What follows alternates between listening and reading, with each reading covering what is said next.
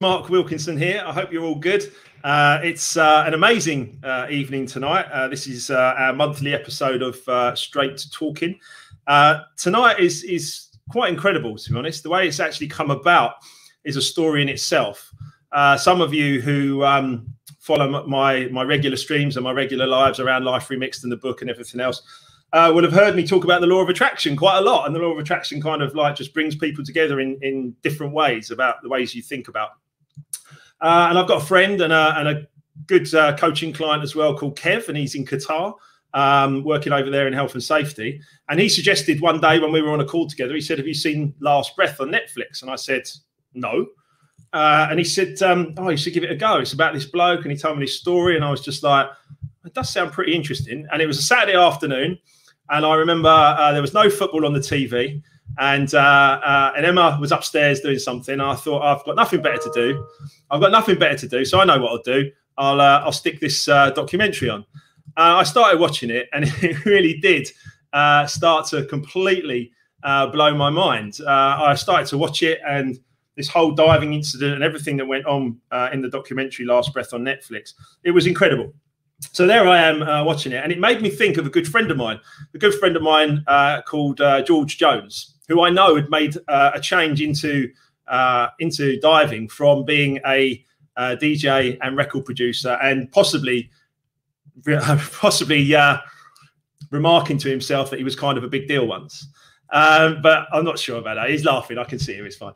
So the point is that I messaged George on that afternoon, and I said, "George, this Last Breath, this is amazing. And by the way, you owe me a phone call about the gig that we're doing together in the summer in Norwich. But this Last Breath documentary, this is blowing my mind. And I know you're involved in this in somehow. You know, it's how you do it at Facebook, isn't it? You kind of keep in touch with people. And you're involved in this somehow." And George just sent me like a one line about it. It's just incredible. He just said, "Oh yeah," he said, "Chris Lemons is sitting 3 feet away from me." And I was just like, "What?" And slowly but surely, through the goodwill of three fantastic gentlemen, we've ended up with tonight's Straight Talking. It's going to be fantastic. It's going to be a complete review of the background of what these saturation divers actually do. And then we're going to talk about the documentary. And then, of course, we're going to talk about the incident itself and the outcomes of it as well. So it's going to be a great evening. I really appreciate you all being here with us. And I'm going to stop waffling now, and I'm going to start to bring some people into the room with me. So I'm going to bring in the star of the unwitting star of the documentary first, because I think he needs maximum time on screen. He's an absolute lovely gentleman.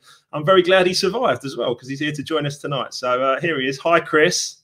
Hello, Mark. How you doing? Yeah, I'm very good. Thanks very much. More importantly, how are you? Yeah, good. Thank you. Yeah, well. Just while I had my vaccine, my first jab yesterday, so a bit under the weather today. But apart from that, all is well. Yeah. All right. Well, you're going to style it out, and you're going to be with us tonight. It's going to be a great interview. Thank you for being here. I really do appreciate it. Next up is the big deal himself. Is my good friend. I've known him for 25 years. And somehow, not sure how, actually Chris's dive supervisor. Yeah, look at the eyebrow. I can see the eyebrow there. Here he is, the man himself, George Jones. Hi, George. How you doing, Chris? Yeah. Mark, you right? Yeah. Really good, mate. Really good. How are you? Well, who would have thought this would have come together? It's a fascinating situation that we've brought this together, and I'm really grateful to you, George, as well, because I know you clearly, you're Chris's supervisor, so you obviously kind of like give him a nudge to do this as well. So I'm joking, chaps, but anyway, thank you. And thanks for mentioning the big deal. I think is what you're looking for, yeah.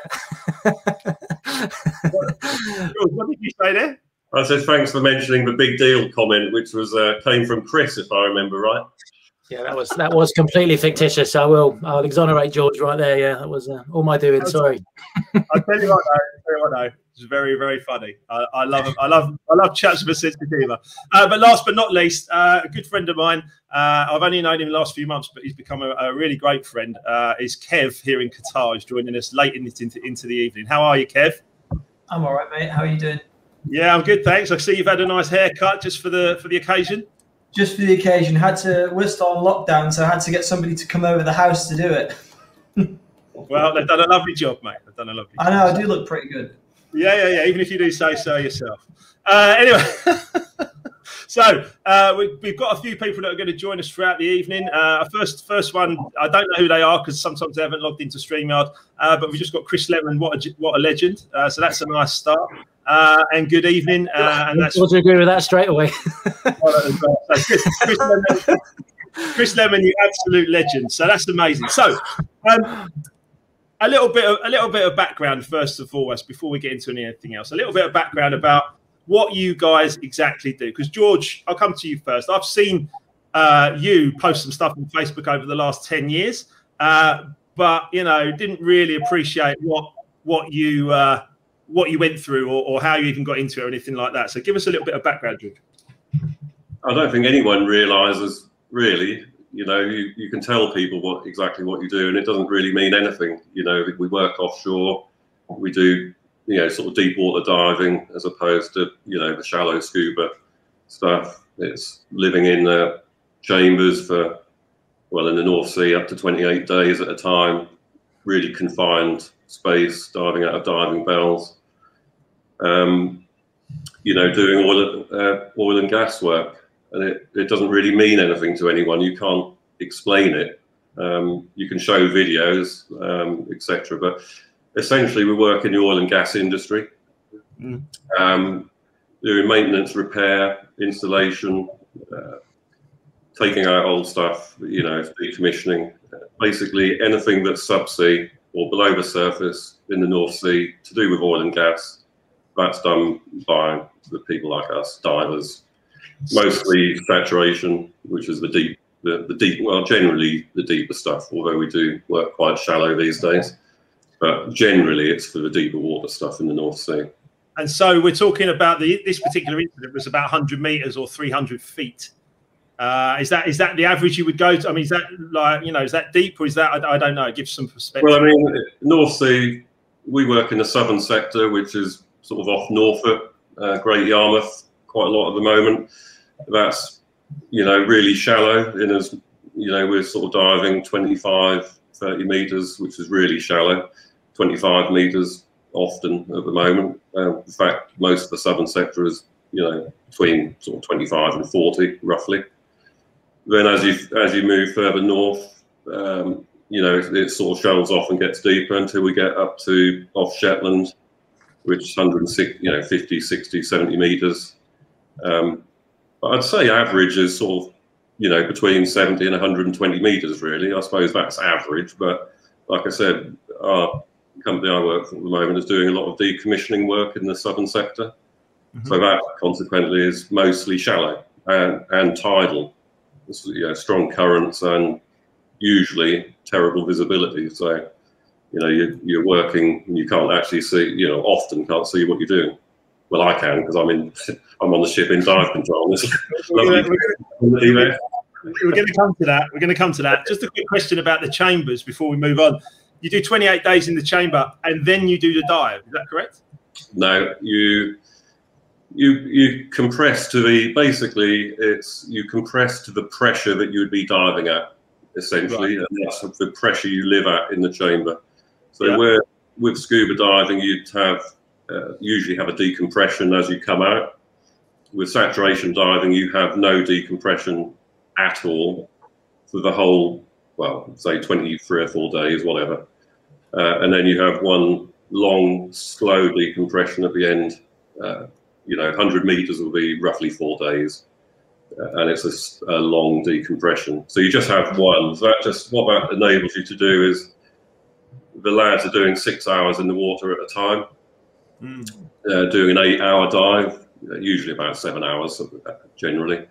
But you're diving about 6 hours, maximum 6 hours each dive. So with no decompression penalties at all. So that's why saturation diving means you can dive 24 hours a day on a vessel like the one that we work on. And it is 24 hours a day, 7 days a week. And it's literally non-stop, usually. And just, I mean, it's not all glamour, George, clearly. Well, they sell it as, you know, when you do your diving courses, you're going to be, you know, travel the world, and but that's just bollocks. It's not like that at all. In fact, when you're up to your bum in mud, and you know, it doesn't feel very glamorous. I'm sure the 40 grand. I'm sure the 40 grand a month takes the edges off. I'm joking. I'm joking. The money gone. Yeah. What did you say? I said that to you the other day. You said I haven't taken a pay cut. Anyway, so there's a few things popping up here as well. So John, good health and safety guy I worked with at Heathrow, just says evening all. Looking forward to the chat. He's on YouTube. Jason saying good evening. Steve says George definitely looks the best. He's one of the lads we work with, Steve. Nice. Good diver, Steve. Although he's a very odd-looking bloke. Hang on, he says this. Look. Yeah, I'm sure, Steve. I'm sure. It's great to have you here, mate. Thanks for being here. Someone's asked, "What's the deepest you go to?" Can you give us a quick run on that? We've done some work in Israel and Egypt, which is sort of, you know, the 220, 230 meter mark. Wow. But that's, you know, it really, once you go past 190, sort of 200 meters, things really, it's a lot harder. The environment you live in is much tougher. It's much harder to get your breath back, and all sorts of physiological things that make that deeper stuff. But in answer to your question, you know, 220, 230, you know, that's really, there has been deeper stuff, and there's been a lot of experimental stuff, and there's been diving in Brazil, which is a lot deeper, but that isn't, you know, that's not the norm. No. And just before we kind of move into other areas, just tell the world how we kind of know each other. And before you do that, Michelle says she's fascinated already, which is great. Thanks, Michelle. And Chris hasn't said anything yet, so that's good. It's just you, George. That's good, well, yeah. No, this is a funny story, because your story is, you know, you were, let's just call it a superstar DJ, as we all know you were, or were. I sort of came about, we put on parties and produced. I had a studio. In the early 90s, we started releasing vinyl and records, and you came up to play at some of, my best friend Jay Patel, his partner Bunny, so probably pretty much instigated the club scene in pretty much the whole of the east of England, I would have said, sort of Norfolk, etc. The way we met was because you were playing at one of those things, probably one of Jay's events with Rocky and the like. Yeah. We produced some records together. So amongst, you know, the social aspect of it, we actually got in the studio together. I think I engineered a couple of things which were released, weren't they? I'll name two straight away. Mono Rage Groove Jet was one. Yeah, that was on a Zuli, and another one we did. I think I did a remix of one of your tracks, Mark Wilkinson versus Junk 45, and I forgot the acapella, but it was a little Highway. So the Junk 45, I mean, we produced for a record company in Romford, the Stage One Music Company, and we did that for years. And then I met Will. We did some breakbeat nights up in Norwich with again with Jay. And we met Will White from the Propeller Heads, and we ended up doing a few projects together in the studio. So, and that was the Junk 45 part when we sort of did those projects on Kidology. But really, I think we spoke about this a few times over the years. I think I saw the writing was on the wall with the music industry. So small-time producers like us, which, you know, hang on. You know, kind of a big deal, I thought. Well, with you. Keep going. But the reality of the music industry is it was never going to supply a career, as in, let's just put it, I didn't want to be a skint musician. You know, it's all well and good having a fantastic studio, but unless you're making money out of it. And although we were DJing a lot, it wasn't ever going to be a career unless you're Avicii or you know, someone like that. So that sort of brought me into diving purely because my family's in diving. My brother runs quite a big inshore diving company, probably it's still one of the biggest sort of companies inshore. So I got involved with that and changed. I just thought that I could do that and still do music. So it sort of run concurrently. But unfortunately, well, I say unfortunately, obviously fortunately, it sort of turned out I was all right at diving. So that kind of just took over in the end. And obviously, music industry has changed beyond recognition, as you well know. So absolutely, it was the right move and a very good move. But it's very similar, or there's certainly connections to your story, you know, where you totally changed what you were doing because you had to, obviously for health reasons and various other reasons. But it's similar, you know. Yeah, absolutely. I think you did your own live remix, which I absolutely love, and I really appreciate you giving us that kind of overview there, George, as well, and certainly talking about a bit about our history. Because Chris, you basically had no idea that George was into like music and record production and anything like that, because you work offshore and you said you don't really talk to each other that much. Well, we do talk. You know, I've probably known George since well, when I first met George, he was a diver and I wasn't. You know, so he was, you know, indirectly, if you like, one of the people who sort of inspired me to get into it in the first place, because I used to see George and his like in the chambers and diving, and you know, I decided at some point that I wanted to follow suit, and I think they probably turned up in, you know, nicer cars than I did on the quay side as well. But yeah, I think that must have been back in 2005 or something like that I probably first met George. Earlier.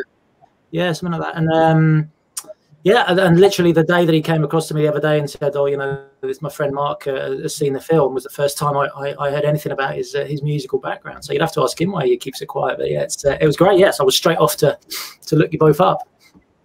The thing is, I think I said this to you the other day, Mark. I think that, and Chris, you'll understand this, is that you work offshore and you dive with people. You kind of know them well, but there's a lot of people have a lot of different backstories, and they have other things going on at home, different jobs, different businesses. You know, lots of the lads have got other businesses out of diving that they run while they're offshore. You know, and things like being involved in music or clubs and, you know, the like is not something that you just offer up anyway. You know, it's not the sort of thing, all right, I'm George, oh, by the way, I used to do that. You know, you just don't do that, you know. So it sort of started coming out that there was a bit of history to it, but it didn't really come from me. It was sort of from other things. Like, but the point is, you work with people and you don't necessarily always get to know, you know, the full backstory. Depends what you do. I think. Sorry, Mark. I was just going to say, just briefly, you know, touching on the film quickly. You know, I know we're going to talk about Dave a bit later, but you know, Dave probably puts it quite well in the film. I think, you know, he has two personas almost. That he has home Dave, where he is father of two, and you know, and a lovely father, and then he has work Dave, where he's, you know, a professional. And there's a little bit of that as well, isn't there, George? You know, you want to maintain a professional decorum, don't you? I suppose. So, you know, some things maybe aren't discussed. Yeah. Yeah, and then it's different sort of as you go, you know, further up the ladder, whichever way you look at it. So now I'm supervising, you know, it's slightly different again, you know, because you have a different relationship with people once you're supervising, you know, because you're in charge of so much as a dive supervisor on a ship offshore, you know, and you do end up having a very different relationship with people because of that. So I've got a few more shouts to come out here. So Michael's just saying that if you're watching on my personal profile, by the way, I can't put you on the screen. I don't know why that is, but I can see Emma, Michael, Jason Anchor, MBE's watching us. Caroline Jackson's watching us. Loads of people tuning in, watching us live here as well. Someone else just says Georgie boy. So there you go, George. That's for you. So we've got lots of interest. Chris, I'd really like to ask you, you know, how did you get into diving in the first place? What was the driver there, really? Apart from the nicer cars and everything else, you must have, I mean, Morag, your fiance at the time, but your now wife, I presume. Oh, yeah, I saw the marriage. Yes. Yeah, no, you're good there. Yeah. We need to talk about your comment at the wedding as well. It's very funny about the kiss on the lips and all that. Anyway, the point is that you know, how did you get into it in the first place? What was the thing for you? Yeah, it is. I mean, what I described as kind of it, really. They're, you know, Dave and Duncan. You know, if you've seen the film, who are both involved, have got slightly more romantic backstories than I have. They both came into diving because it was their, you know, their passion, which is kind of what Morag infers in the film, wasn't it? But that's probably not actually strictly true for me. You know, Dave was a sort of scuba diving instructor out in Thailand, and Duncan's just been a fan of Jacques Cousteau since he was a little boy, and you know, passionate about diving. And they both sort of found a way to make their passion their vocation, which is great, you know. And I wish it was a bit more like that for me. But you know, I was a young man, sort of, you know, very early 20s, and maybe a bit lost, I suppose, as to what to do with my life. I didn't really have any particular direction, and just got given a summer job almost, you know. But that happened to be on the back deck of a dive support vessel. In fact, the dive support vessel that George was a diver on at the time. And so I used to sort of work out and deliver tools and bits and bobs down to the divers using the cranes, and you know, see all the equipment they used to use and that kind of thing. So I got to see them firsthand, and yeah, there was a sort of a bit of a, I guess an epiphany at that point where I thought, you know, that's what I want to do. And you know, I think life's a lot simpler, isn't it, when you've got a bit of direction and drive. And suddenly I found a sort of reason to push myself and find a way in life. So that's how I got into it, really. I sort of, you know, fell into it, really. Yeah. I mean, you basically found a purpose, and you kind of like you followed that through, and you got into it. Because, you know, for me, I mean, you know, I didn't realize I had a claustrophobia problem until someone tried to put me in an MRI scanner, and I suddenly realized I was like, I don't like this at all. Now, you told me earlier, Chris, you're 6'5", right? Yeah. Yeah. So you're a big lad. Was the claustrophobia? I mean, did you have to overcome fears to be able to just like get it, you know, do that? I mean, what was the process? I don't think I've never had a fear of that, really. I think that would be a serious hindrance. I'm sure George would agree. It's a serious hindrance in our career if you're claustrophobic, because that's sort of not ideal. No, it's not ideal. You'd have a lot of work to do, wouldn't you? Yeah. Yeah, I mean, you're literally living in a claustrophobic environment, and it's not just the sense of confinement that you have in those chambers. It's also the sense, you know, George sort of touched on the 4 or 5 days of decompression, but you know, the truth is that 4 or 5 days of decompression can't be circumnavigated. You know, so if your mother dies, or if your appendix bursts, or anything of that nature, or anything in between, you still have to go through that, you know, that 4 or 5 days of decompression. So you need to be somebody who can psychologically deal with that sort of pressure that, you know, on day one, when you get into those chambers and the door is shut, there is no way out. You know, there's just sort of slightly, it's definitely an overly flattering analogy with, you know, that it's sort of quicker to get back from the moon, you know, somehow comparing us to astronauts, which is completely unfair, because, you know, you need to be able to tie your shoelaces to be an astronaut. They, you know, that's the truth of it. You know, it takes sort of 3 days to get back from the moon, whereas, you know, if you're down at, you know, 100+ meters, there is this unavoidable 5 days of decompression. So yeah, that part of things is claustrophobic in a psychological sense. But yeah, a lot of the work as well is in very dark, muddy water where you can't see your hand in front of your face, and you know, you need to be somebody who can become comfortable with that. And again, George will testify. You'll see divers, you know, who've been divers quite a long time, get into saturation diving, and on their first trip to the bottom, they can be like lost souls, because it could be a sort of intimidating and lonely place to be if you're not sure of yourself and not comfortable in that sort of environment. So yeah, it's not something, I'm lucky, I suppose. It's not something that's ever really bothered me. I'm sure there are some divers who carry on with their careers even though it does, but yeah, it's definitely don't want to be claustrophobic, that's for sure. No, with the you know, before you sort of do the deep diving, your saturation diving courses, you've done other diving before that. So you've had a diving helmet on your head, and you've been in horrible black water, you know, and all this stuff. But it's such a big difference, even though the diving aspect is you're underwater, you've got a yellow helmet on your head. But it's very, very different when you're diving out of a diving bell, and you know that, you know, you can't just come out. And that's, I think, Chris, you know, you just explained that quite well. Is that is, well, there's quite a bit of pressure on you to perform. You know, when you first get in, you've got to be half decent, otherwise you can't hide. You know, there is nowhere to hide.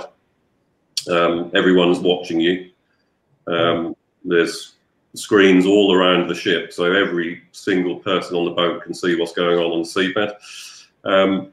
and it's for, you know, all those thoughts going on. It's not just, you know, having the helmet on your head. You've already done that, but it's for living in a chamber, diving out of a bell, as Chris, you know, very well put it, is you can't just come out. So if you don't like it, you know, the commercial cost of you not liking it is massive. I mean, it's, you know, it's a multi-million-pound job, you know, every day, or, you know, it's a very, very expensive business.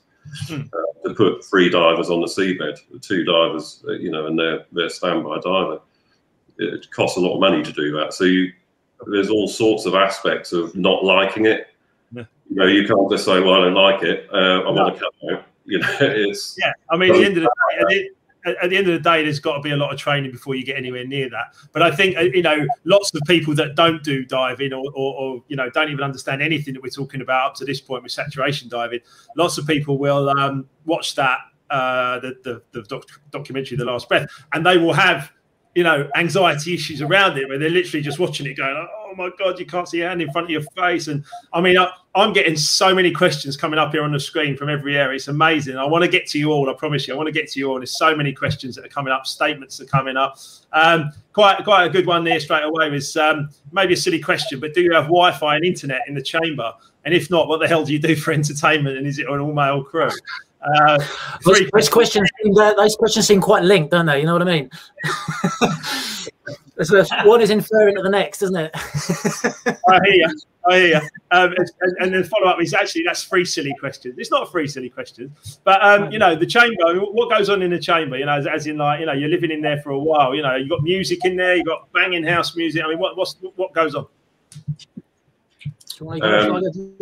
You go. Go on. Yeah, well, I mean, essentially, on the ship that we work on, the Topaz at the moment, you've got 6 men in a chamber, which is maybe 7 feet diameter. So, you know, it's a small space.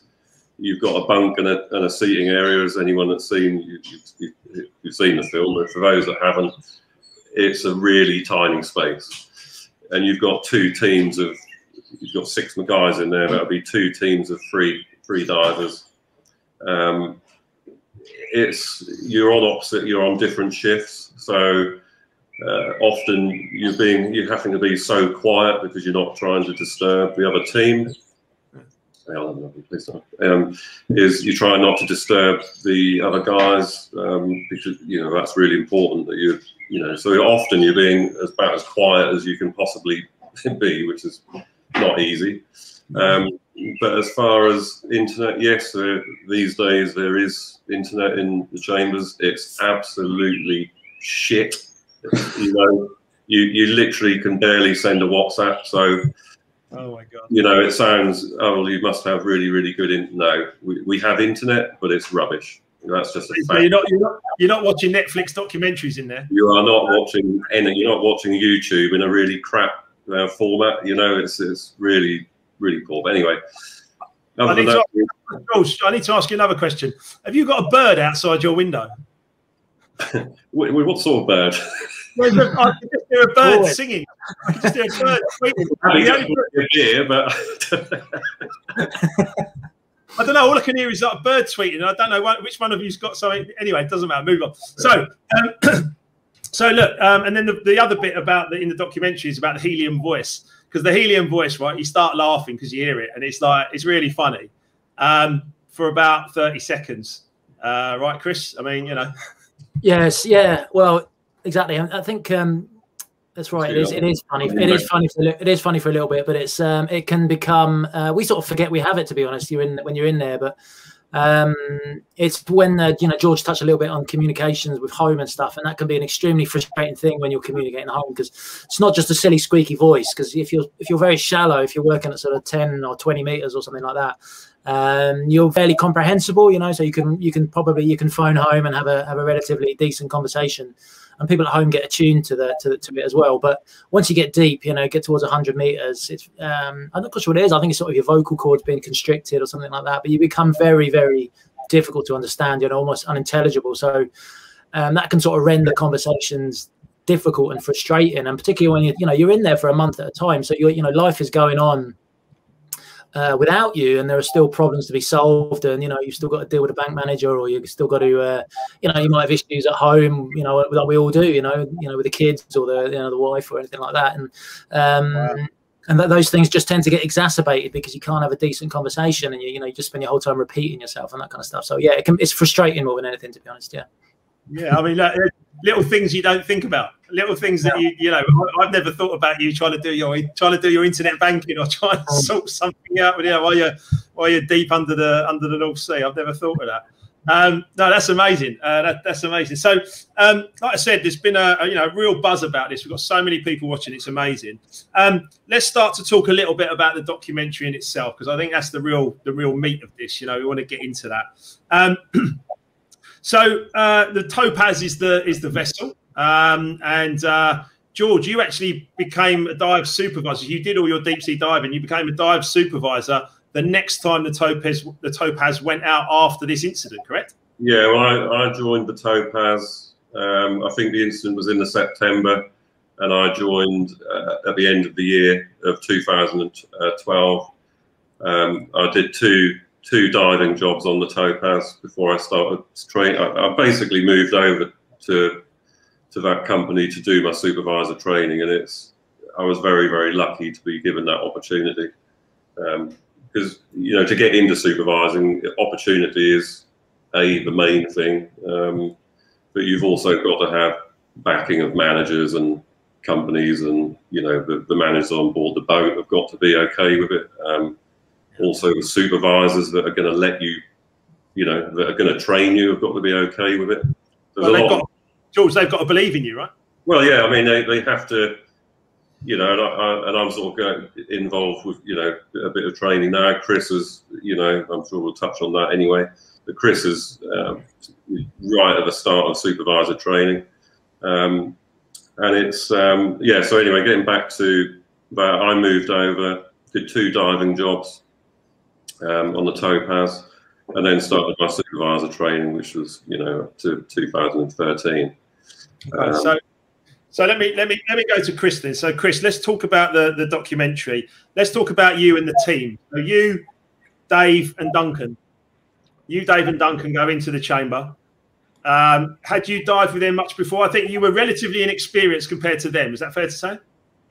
Yeah, that is fair to say. Yeah, I mean, I've been a diver for quite a while, but certainly in terms of that saturation diving, that type of diving, I was only about a year and a half perhaps into my sort of that career of that type of diving. Yeah, so yeah, and it's certainly in its infancy for me. Dave had been around quite a while. Duncan a very, very long time, and Duncan I'd spend a lot of time with. When you first start, you sort of going into saturation, they often sort of give you somebody to go in with, and Duncan was that man for me. So he played a big part in my career to that point. I think most of my rotations into saturation had been with Duncan, so he'd been the sort of the hand on the tiller, guiding me through everything, and he'd become a bit of a father figure, I suppose. He's fantastic at doing that, and he was very supportive and wasn't he called the Sat Daddy or something? Yeah, that's right. Yeah. That's that was a new one on me, but yeah, that's right. So how Dave puts it. Yeah. It was true. Yeah. So he's obviously, he's got a real, I guess like emotional connection to you in some ways there. If he's a father figure and he's, you've worked together, there's an emotional connection between you and Duncan, and he's the bellman. So he doesn't leave the bell. He's in the bell all the time. And then there's Dave. So, I mean, first, Chris, you give me a little bit about Dave, and then we'll go back to George as well. But Chris, I mean, Dave, you spent time with Dave in the chamber, and then obviously you're diver 1. Well, he's diver 1 and you're diver 2, and you go off to the manifold to do your work, right? So, but he calls himself the Vulcan, right? Or that's certainly what he got called. And tell me a bit about that. Yeah, I mean, I think George wants to talk about Dave a bit as well, doesn't he? Don't you? But yeah, I mean, I'll cast him first, really, and say that Dave is a really fantastic bloke. He really is. He's intelligent, and I like to think he's one of my closer friends offshore, really. And he's moved to work for another company about a year ago, so I don't see so much of him anymore. But he's certainly the film. If you've seen it or you get to see it, there's a certain there's a touch of characterization, I think, about the three of us. You know, I'm given the sort of the new boy role, which was partly true, but not entirely. And then you know, Duncan gets to play Dad, which he is and was, and Dave, yeah, gets cast as this sort of Vulcan, as you say. But I don't think that's a fair sort of. I think he's hard done by, you know, and that you know, that's one thing. He's you know, he's a warm guy. He's just very professional about what he does. He does tend to say what he thinks. He doesn't suffer fools, and yeah. But you know, the truth is, the film has a touch of poetic license about it. You know, just to give you a bit of background, there was an original film before Last Breath, a sort of 45-minute in-house version, in which it's similar sort of talking head interviews and that kind of thing. Dave uses lines, you know, which they quite liked, and they sort of got him to re-say them in Last Breath, but they sort of get edited down. So there's one that's, you know, gets quoted online quite a bit, that he says something on the lines of, you know, he's going to fetch an inanimate object or that kind of thing, you know, and it makes him sound a little heartless, you know. But the truth is, the full sentences, you know, I didn't want to treat going to fetch Chris like, you know, going to fetch a friend or a colleague. I needed to put that to the back of my mind and treat him like an inanimate object. But, you know, the beauty of editing is that gets slightly misconstrued, I think, you know.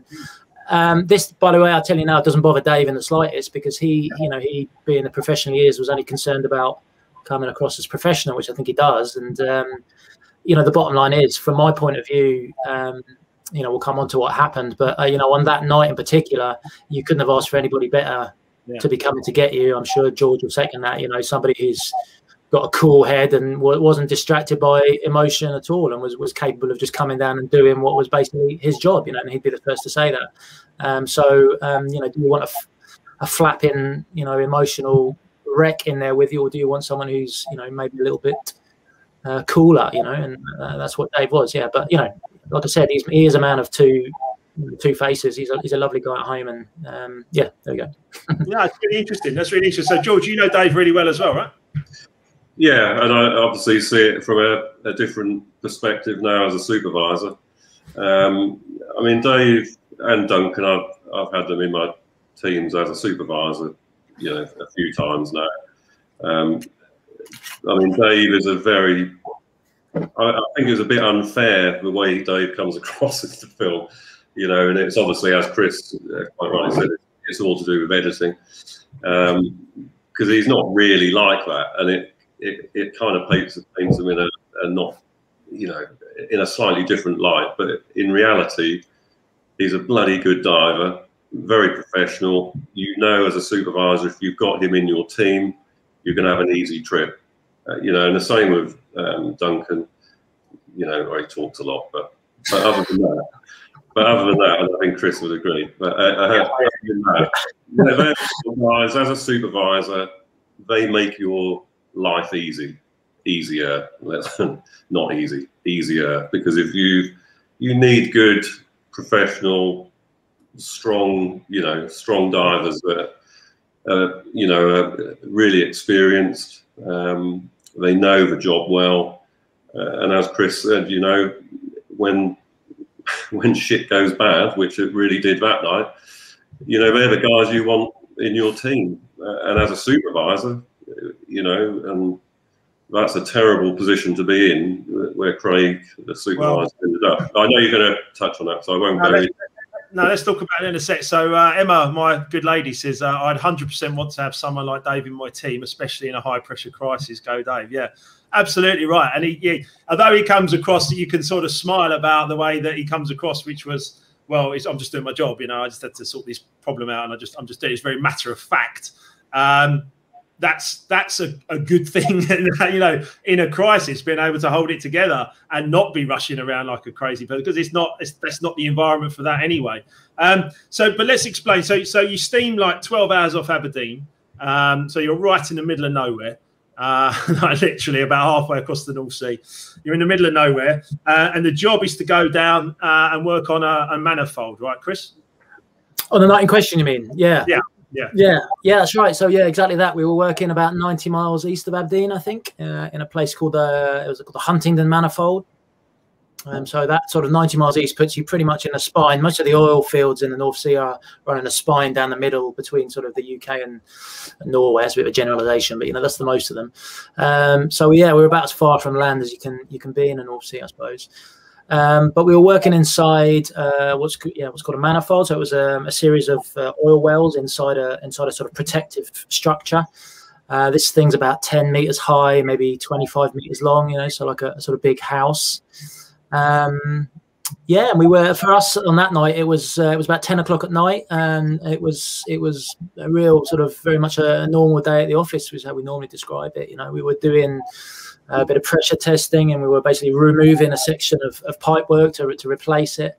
The water was actually pretty clear that night. It was the kind of work that it's pretty run of the mill for us, nothing unusual. So we certainly, we had no sort of inclination at all of what was to come that night. It felt run of the mill, if you like. So dynamic positioning. Kev's big on health and safety and shared something, as I am, of course, as well. But Kev's going to share some stuff later, certainly around some of the investigation and questions and bits and bobs. And Kev, if you want to come in, if you've got questions that are relevant to what we're talking about, just give me a shout. And I want you to get involved if you want to get involved here, because otherwise, me, I'll just keep going. But dynamic positioning. So that's basically something that locks you out, layman's terms, locks you over the top of the manifold or top of the site where you need to be. And then the bell comes down out of that, down towards the seabed. And then you've got your umbilical that then you go down. And that's when you start doing your work on the manifolds. That's a layman's terms, right? Yeah, that's exactly it, really. Yeah, it's people always assume perhaps that you drop anchors and things because it's it's essential for two divers working on a seabed, but the boat remains in one geographical position essentially. But dropping anchors isn't always feasible in deep water. We also need to move the boat around all the time, and also there are lots of very expensive, and dangerous things on the seabed that you wouldn't want to drop an anchor onto. So the solution is, as you rightly said, this thing called a dynamic positioning system, which uses sort of GPS and then beacons on the seabed and things called taut wires, which are basically weighted wires, and their angle of inclination is fed back to a central computer on the bridge. So all these various sources of information are fed back, and they're basically telling this computer how the boat is being affected by the wind and the waves and the current, the tides, and the computer processes all that and instructs the various thrusters and propellers around the boat to counteract those basically, and allows the boat, to stay in one position with pretty remarkable accuracy, really. As a diver on the seabed, you can sort of have a big 25-ton load on a crane, for example, and you can ask the ship to move 12 meters on 237 degrees, and it will very serenely do that, even in reasonably extreme weather. So it's a fantastic system when it works. Yeah. Well, yeah, I was going to say on the night in question, it all went to shit. So that's one way of putting it. Yeah. It's technical. If that was in the report, then if it wasn't, that's exactly how to put it. Yeah. Let's put it in the report. If you need me, you know where to find me. Craig is the dive supervisor on the night. George, you can obviously, you're the one person on this call that completely can relate to what Craig must have felt when those alarms started to come on, particularly as it went sort of amber and then red very, very quickly. We in any dive control or in any diving boat, you've got the DP system, as Chris just explained, and when everything is up and running and it's all been checked, we have a series of we just call it the DP traffic lights, really. And it's a red, amber, and green. When you've got a green light, it's basically everything is good. We've got good, solid positioning, and we can go diving. So for Craig or for any supervisor to see anything other than a green is not what you want to see, basically, because an amber light is essentially saying that we're holding position, but there's a problem with some aspect of the system. And it could be a million different things that could throw up an amber light. But that essentially would be, for me as a supervisor, if I see an amber light, you're reporting everything and you are going to recover. That's what I was going to ask. Do you see an amber often or not? No. Never. No. You know, I mean, it's a massive deal on a DP boat, especially a diving boat, which requires really accurate DP. You know, positioning. I mean, all the boats that work in the North Sea have dynamic positioning, but their accuracy, it doesn't matter as much because they're not got divers working underneath them. So, you know, it's really important we have really solid positioning, and it's within a meter. You know, we might have a footprint of a meter. You know, rough weather, it might be 2 or 3 meters, but you know, that's pretty bloody good. You know. So for Craig on the night, or any supervisor, but particularly Craig, you know, to see an amber light, you know, that's not what you want to see, and you most definitely don't want to see a red light, because that means shit is really going to go bad, because that means you no longer have positioning, and more often than not, they might not even have control of the ship by that stage. So. Which is essentially what happened, you know, the night of Chris's incident. You know, they had an amber light because they had an issue on the bridge. They didn't know what it was at that point, but it obviously all unfolded very quickly. Then, you know, the bridge pressed and gave a red light because they basically lost control of the ship. You know, and it's a big ship, and they no longer had any sort of control over it. Was it something like 8,000 tons of steel or something? I read somewhere. It's a you know, what topaz is 5,000 unladen, yeah, 8,000. Yeah, it's a big ship, you know. James is saying, yeah, it sure did. I think you might know. It says it sure did. It sure did all go to shit. Yeah. We've got a few. Matt is saying good stuff, lads. I think you might, maybe you know Matt. I'm not sure. And quick question says, what was the sea temperature and visibility on the night? I think sea temperature was about, I think it's about 4 degrees. We think down at the very bottom. It was 91 meters that night, so about 4 degrees. And then visibility was actually fairly good. That wasn't really a factor that night. It was unusually good. Yeah, I mean, I couldn't tell you what it was, but yeah, probably, you know, 7 or 8 meters of visibility, which is more than we'd normally have. Yeah. So dynamic positioning sounds like a brilliant idea, as you say, Chris, when it works, right? And so there you are, and there's an 18-foot swell on the surface, so there's some big waves going on, right? But all you dive people, you reliably inform me that isn't that bad, and the ship can hold in that kind of weather reasonably okay, or you know, with a green light, it can stay in position normally, correct? Yeah, I mean, if you weren't able to work in those sort of conditions, you would never get anything done in the North Sea. So it's yeah, I mean, that was I think about maybe a 35 knot wind, I think, that night. So that's edging towards the point at which we might consider stopping diving. Is that fair to say, George? You know, it was it's still well within the bounds. Sorry, George. Yeah, once you start, and it depends. You know, we watch the weather forecast. You know, particularly obviously the bridge. They're in charge of the ship, so as dive supervisors, we check. You know, when we come on shift, it's one of the first things we'll do is, you know, get a weather report. And the offshore weather is generally pretty accurate. Generally, you know, I mean, it's obviously a little bit hit and miss, but it's pretty accurate. But once you're doing 35 knot winds, and it depends whether it's an increasing forecast. But you know, you're going to be starting to, if there's an increasing forecast, you're going to be thinking about knocking diving on the head at, you know, 40 knots. The other thing is our cranes go out of limits with 40 knot winds. You can't use the cranes on the boat because they have wind limits. Yeah. So, you know, that doesn't always stop us working, but if it is, you know, a job that requires the cranes, then 40 knots is going to stop you anyway. So let's pick up then. So Chris, there you are. You're down there. You go off your diver 2. You go off into the darkness. You got your umbilical, and your umbilical is basically everything, right? It's warm. It's warm water to keep you warm, obviously. Oxygen to keep you breathing. Anything else that goes through there with the umbilical? Yeah, no, that's exactly right. I mean, it's exactly what it sounds like. It is an umbilical. It's a lifeline, and it gives you everything, all the services you need to survive. So yeah, breathing gas, hot water. We saw we wear a fairly loose fitting wetsuit. It's nothing sophisticated at all, but it sort of has a sort of network of almost like garden hoses, you know, like an irrigation system for your garden. So it pumps hot seawater around you to keep you warm, and it works very well. It's like being in a jacuzzi really when you're down there. But yeah, there's also an electric cable which gives you power for a torch and a camera which sit on your hat.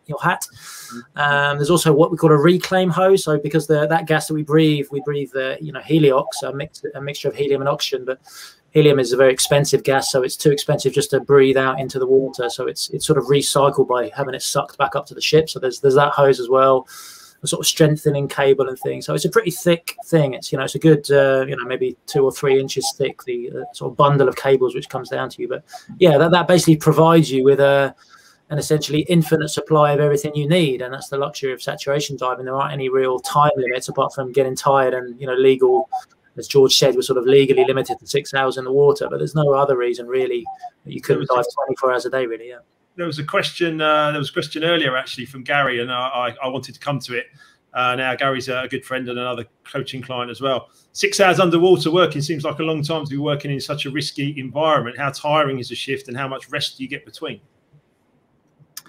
Yeah, I mean it's a fairly long time. It can pass quite quickly. It kind of depends what you're doing. There can be days when you are doing slightly technical work, or you might just be sitting there watching gauges, or you're not doing anything particularly physical, and 6 hours is nothing really. And there are days when you might be swimming mid-water and finning away and lugging heavy, hitting things with big hammers, and 6 hours can seem like an extraordinarily long time on days like that. So yeah, it's like any job really. It has good days and bad days, but yeah, it's we work a 24-hour shift pattern, so it used to be different, but nowadays you work 6 hours in the water.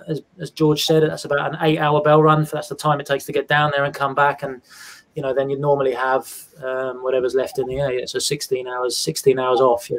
All right, so you spend 16 hours back in the chamber on the ship, and then and you again. Oh, I see. Okay, fine. And is there drinking water involved in that, or are you down there kind of? Yeah, there is. It actually didn't used to be. Yeah, when I first started diving. Sorry, George, go on. Well, what I was going to say is, the lads have to have a minimum of 12 hours off after a dive. That's the minimum. That has to be a minimum of 12 hours. We can't use the team before that. And we've now, legislation has changed very slightly in regards to drinks breaks, where actually you have to have a drinks break now. Before 4 hours is up, it's between 2 after the second hour and before the 4th hour. So you have to go back to the bell for a drink. Generally 15 minutes, and it's you go in, take your hat off, have a drink and a bit of a chill for 15 minutes, whatever, and then back out and back to it. So I need to get onto the dramatic bit as well in a minute, because it's all amazing stuff. I need to get onto the dramatic bit, but I do love my wife. She's absolutely awesome. Prepare yourself for this question, Chris. She loves the question. She loves the question, does Emma? Prepare yourself for this question, Chris. You ready? Yeah. There we go. What about if you get an itch on your nose or your eyes? It's a very good question. Yeah. Good question. Well, you're. I don't know what the language is. You're fucked basically, aren't you? There's nothing to do about that. Yeah. Yeah. I wish I had an easy answer for you, but no. You have like a little nose piece. So you've got this, because the helmet's out here, and you have a nose piece which you can push in to sort of make a seal over your nose, so when you're diving down it helps you to equalize. So that's probably the only weapon you have against in a fight against an itch. So you can spend a lot of time doing that and trying. But if you're very brave, I suppose you could put your hand up your neck down, but very brave. I was never brave enough for that. So look, let's keep going with this, right? So all of a sudden Craig's, well, actually, is it Michelle or is it Michael or Michelle, the DP officer on the documentary? So he says there's an alarm I've never seen before. So the DP is starting to malfunction, shall we call it? Craig's saying he's never had a red light, and all of a sudden I'm jumping here, but you get a message, Chris, to say get off the structure, right? Yeah, absolutely. I mean, actually, the first thing we heard was the alarm. The alarm itself. We have a sort of an open line of communication to the dive supervisor when you're in the water.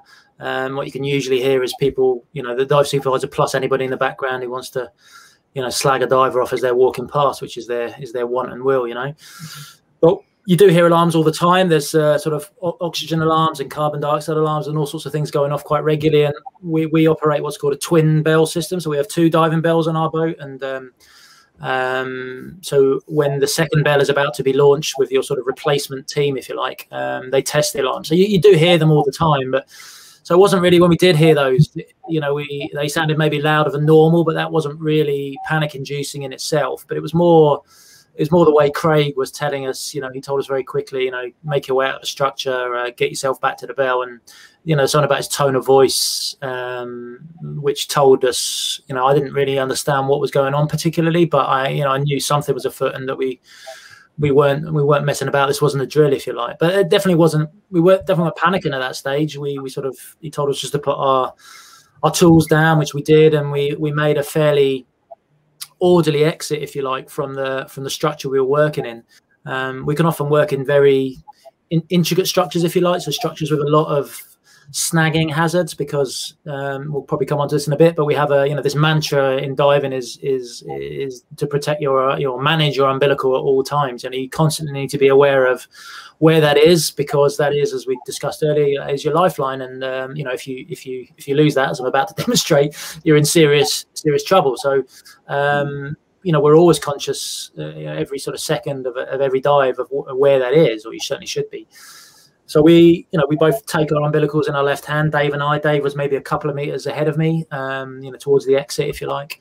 And we sort of made our way out, making sure that those umbilicals didn't catch on anything as we left. But that was all fairly orderly. We sort of dropped down to the seabed, basically expecting to see the diving bell directly in front of us. The diving bell sits normally about maybe sort of 6, 7, 8 meters above the seabed, and as I said, it was a fairly clear visibility day there, so we had been able to see it from the job when we left, if you like. But it wasn't there, and that was disconcerting. But again, not that unusual. It's not unusual not to be able to see where that diving bell is. But what we did notice that were our umbilicals, which had been trailing fairly straight back to the diving bell, were going directly behind us and back over the top of this structure we'd been working in. So again, we're getting entreated at all times to make our way back to the bell, not really understanding what was going on. But one thing we haven't perhaps touched upon too much is the fact that when you're saturation diving, there is literally only one safe haven. The only place you can go for refuge, if you like, is the diving bell. When you're scuba diving, it's never wise to rush to the surface, but that is an option, and you take your chances. But in saturation diving at that kind of depth, when your tissues are physically saturated with inert gases, compressed inert gases, that would result in explosive decompression, the bends, and in an explosive fashion, and all sorts of blockages to your arteries and the flow of blood and gas to your brain. So it'd be catastrophic. It's not something that ever enters any saturation diver's heads. It's just not thought. So sorry, I'm digressing a bit, but basically, that means you've only got one thought in your head at that point, and that is get back to the bell. And the easiest way to do that is to follow your umbilical, because that's where it leads. So both Dave and I. Yeah, so the umbilical is basically the other side of this house side. Also, the umbilical is now where you've gone one way, and you've turned, the umbilical's is now behind you and above or over the top of the structure again. Yeah, exactly right. So it's wrapped. I don't know where it's going, but I can see that it's going in the opposite direction. It's wrapped over the top of this sort of 10-meter high structure. So the only option we have at that point is to climb our own umbilicals to make our way. We should explain the reason for that is that the boat has shifted by 200 feet. Well, it's beginning to, yeah. So they've suffered, this deep dynamic positioning system we talked about. As basically, those alarms represented a catastrophic single point failure of this dynamic positioning system. It's a system that has multiple backups, so it has a backup and then a backup to the backup, and theoretically that it shouldn't be possible for that to happen, but it did. And so the boat had effectively, they'd lost all control of it, and it was, I think Craig, calls it a sailboat, which is what it was in that wind and weather, which wasn't a sort of causal factor, if you like, of what happened, but it definitely exacerbated it, because in that wind and waves, the boat was being pushed away at a fair rate away from us. So yeah, that's what's pulling the umbilicals. And the boat is obviously pulling the bell, and the whole thing's moving along, and your umbilicals are going over the structure. So you now have to go back, retrace your steps in the darkness or whatever, following your umbilical to get back to the bell. That's where you think you're going, right? Exactly right. Yeah. So the bell hangs on a wire directly below the ship. So as the ship moved away, the bell, exactly as you put it, gets dragged away. And we've only got a maximum of 50 meters of umbilical on that day. Anyway, we had the 50 meters of umbilical. So once the boat gets 50 meters away, we're going with it. Assuming everything's in a straight line. So yeah, yes, exactly that. So you follow your umbilical, because that's your route to home and to safety. And we both climbed to the top of this structure, and inevitably Duncan and the bell is coming up on our umbilicals, but there's only so much you can do when we're climbing them. So I left, we both left basically a loop of umbilical behind us, if you like. So once I get to the top of mine, there's a loop. And as I said, we're constantly considering our umbilicals. So the first thing I do is turn to make sure that loop doesn't catch on anything, and with unbelievable speed, really, I noticed where the umbilical was being pulled away, and it had tightened around this. It was what's called a transponder bucket, which I won't bore you with what that is, but it's basically a metal outcrop on the side of this structure. The film sort of, you see a little bit of a little bit of footage of that in it, but that sort of is kind of slightly looped, so it belies just how quickly it happens. And I think at that point I realised very, very quickly that I was in trouble, because it had sort of snared underneath and become trapped. And even as I dived down to try and shift it or loosen it, I realised very quickly that that wasn't going to happen. And I'd effectively, again, I think as Craig puts it better than I do, but effectively I'd become an anchor at the end of an 8,000-pound ship at that point. Yeah. Is there a quick release on it? So, like, say if when it got snagged, you could have let it go, and then you would have had your tanks to be able to go back with Dave. Is that something that's available? No, is a short answer. No, it's not. It's you would have to physically cut the umbilical if you wanted to if you wanted to release yourself from it. Yeah, it's attached to a carabiner. Yeah, it's not. I mean, there are systems with quick releases to the gas hose, but certainly not to the whole thing. The integrity of that is very important. And that's very securely fastened to you. Yeah. So you get caught on this manifold, and you've also told me, and I think this is the moment. You've also told me that no one has ever asked you this question. So I was hoping you wouldn't bring it up after all, Mark. But go on. prepare yourself, old chap, because here it comes. All right. Yeah. Was this your fault, Chris? Yeah. But I talked to Mark about this briefly a couple of nights ago, and that's what I said. I've done sort of, I don't know, almost hundreds of these sort of discussion things, and presented to various places. And no one has ever been brave enough to say what seems to me like an obvious question. Yeah. Was it your fault? I only thought of it because George, it's quite rare that I do these kind of things with a colleague, or with somebody who actually knows what they're talking about, so I can pretty much bluff anything, So yeah, I mean, was it my fault? I don't know. I mean, it's hindsight's obviously a beautiful thing, and if I was in the same position again, I would have made sure it didn't catch. But I honestly don't believe I could have done anything about it.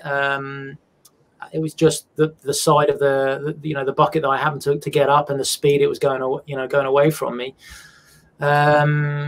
Yeah, I mean, I'm sort of people sort of ask me, you were brave. People say, you're brave and to go back and that kind of thing, which is complete nonsense to me. It was, it was my job. But the one thing that would have stopped me going back would be had I felt I was responsible, for what happened. I suppose that's not to say that with 10 or 12 years down the line, I would be more experienced and maybe deal with it slightly better. I'm not really sure is the truth to the answer. Yeah, it does gnaw at me occasionally, and I worry more that other people think that.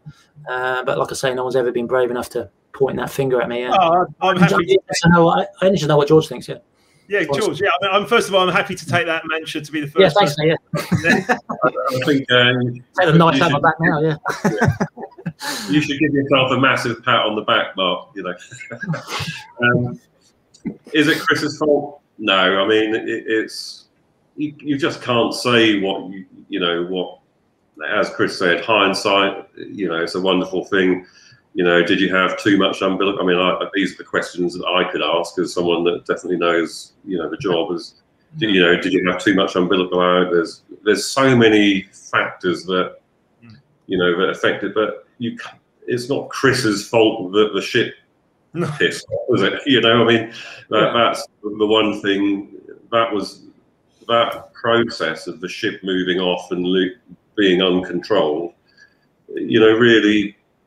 That's no one's fault, so whether Chris could have done something different. I mean, Dave obviously went up a slightly different part of the structure where that piece of steel that Chris is talking about wasn't there. Yeah.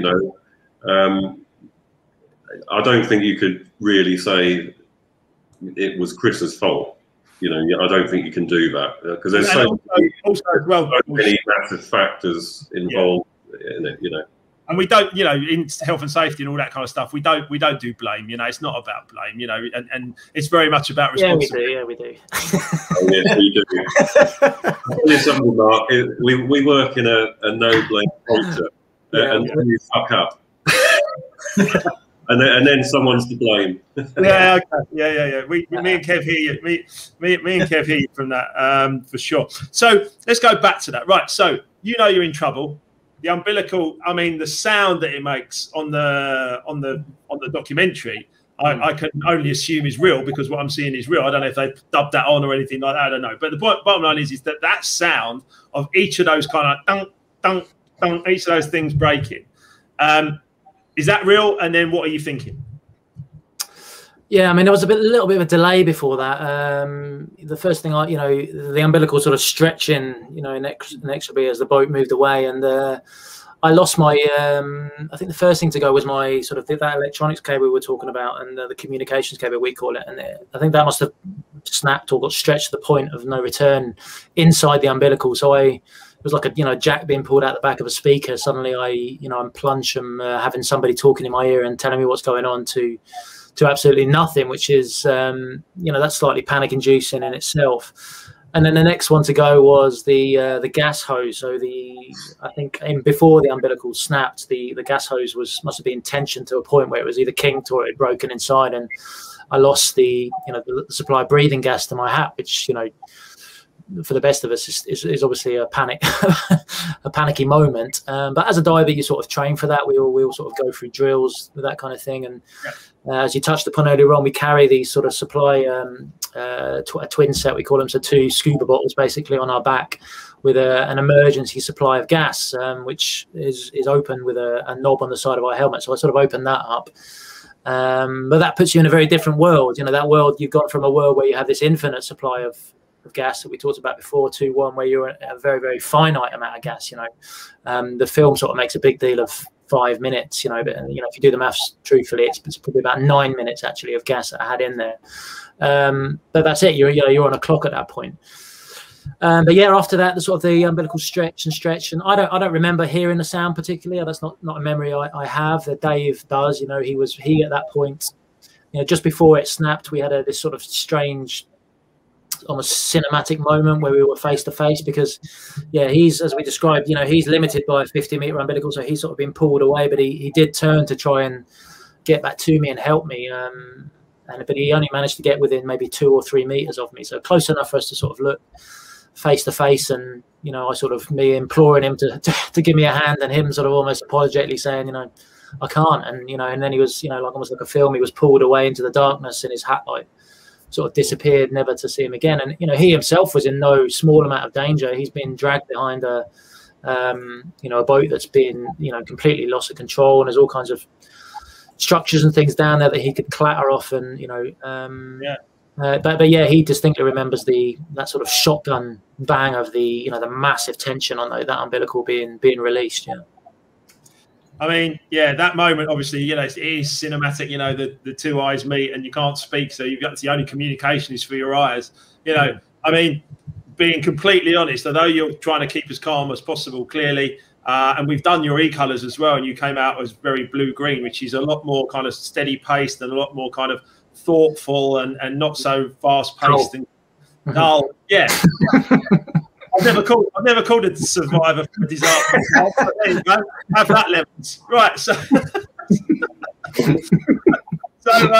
but my point is that you know, you've come out with a certain personality type that keeps you quite a bit calmer, and I wonder really, really, because you said the word panic a couple of times, and obviously there's anxiety and stuff like that going on, but you've been trained. Clearly, you wouldn't be down here if you didn't know what you were doing. You know, tell me. I saw that. 50-50, but yeah, go on. Tell me really, or tell us really, what was going through your mind at that, is that moment? Yeah, no, I will never make a secret of it, and I defy anyone to be anything different, but complete and utter panic. Yeah, it was extremely frightening. I mean, when the umbilical snapped, I was caught on the top of the structure at the time, and I remember my sort of first worry that was my legs were splaying a bit. Well, I was being pulled into the structure, and I thought, first of all, my legs were going to break was my first thought, and then my second thought was the umbilical was sort of caught around this very small gap, and I thought, as it's being edged towards it, I'm gonna go through there as well, and that, like being pulled through a cheese grater, and that obviously wouldn't have been a nice way to go. But yeah, when it snapped, I sort of, because of that enormous tension, I fell backwards to the seabed like a sort of upturned turtle on my back, and found myself in this most complete complete and absolute darkness. I literally couldn't see a hand in front of my face. And though I'd probably only fallen maybe 2 or 3 meters away from this structure, which is like a massive house, I had absolutely no idea where that was or what direction it was in. But yeah, this 100%. I'm panicking. I'm breathing very, very hard. I don't really know what's going on, and I'm very scared. I won't deny that. And I was lucky. I got up, and I'm still thinking I've got to get back to the diving bell. As I said, that's your only option. And I literally put my hands out in front of me and took a couple of steps in hope more than expectation, having no real idea. It's easy to get lost down there at the best of time with a light and a compass, and George in my ear telling me which way to go. It's still easy to go in the wrong direction. Whereas there, it was just complete pot luck. And one of the many enormous doses of good fortune I had was I bumped straight back into the structure after a couple of spaces. Because that was the moment. That was actually the moment that Kev brought to my attention. Do you remember, Kev?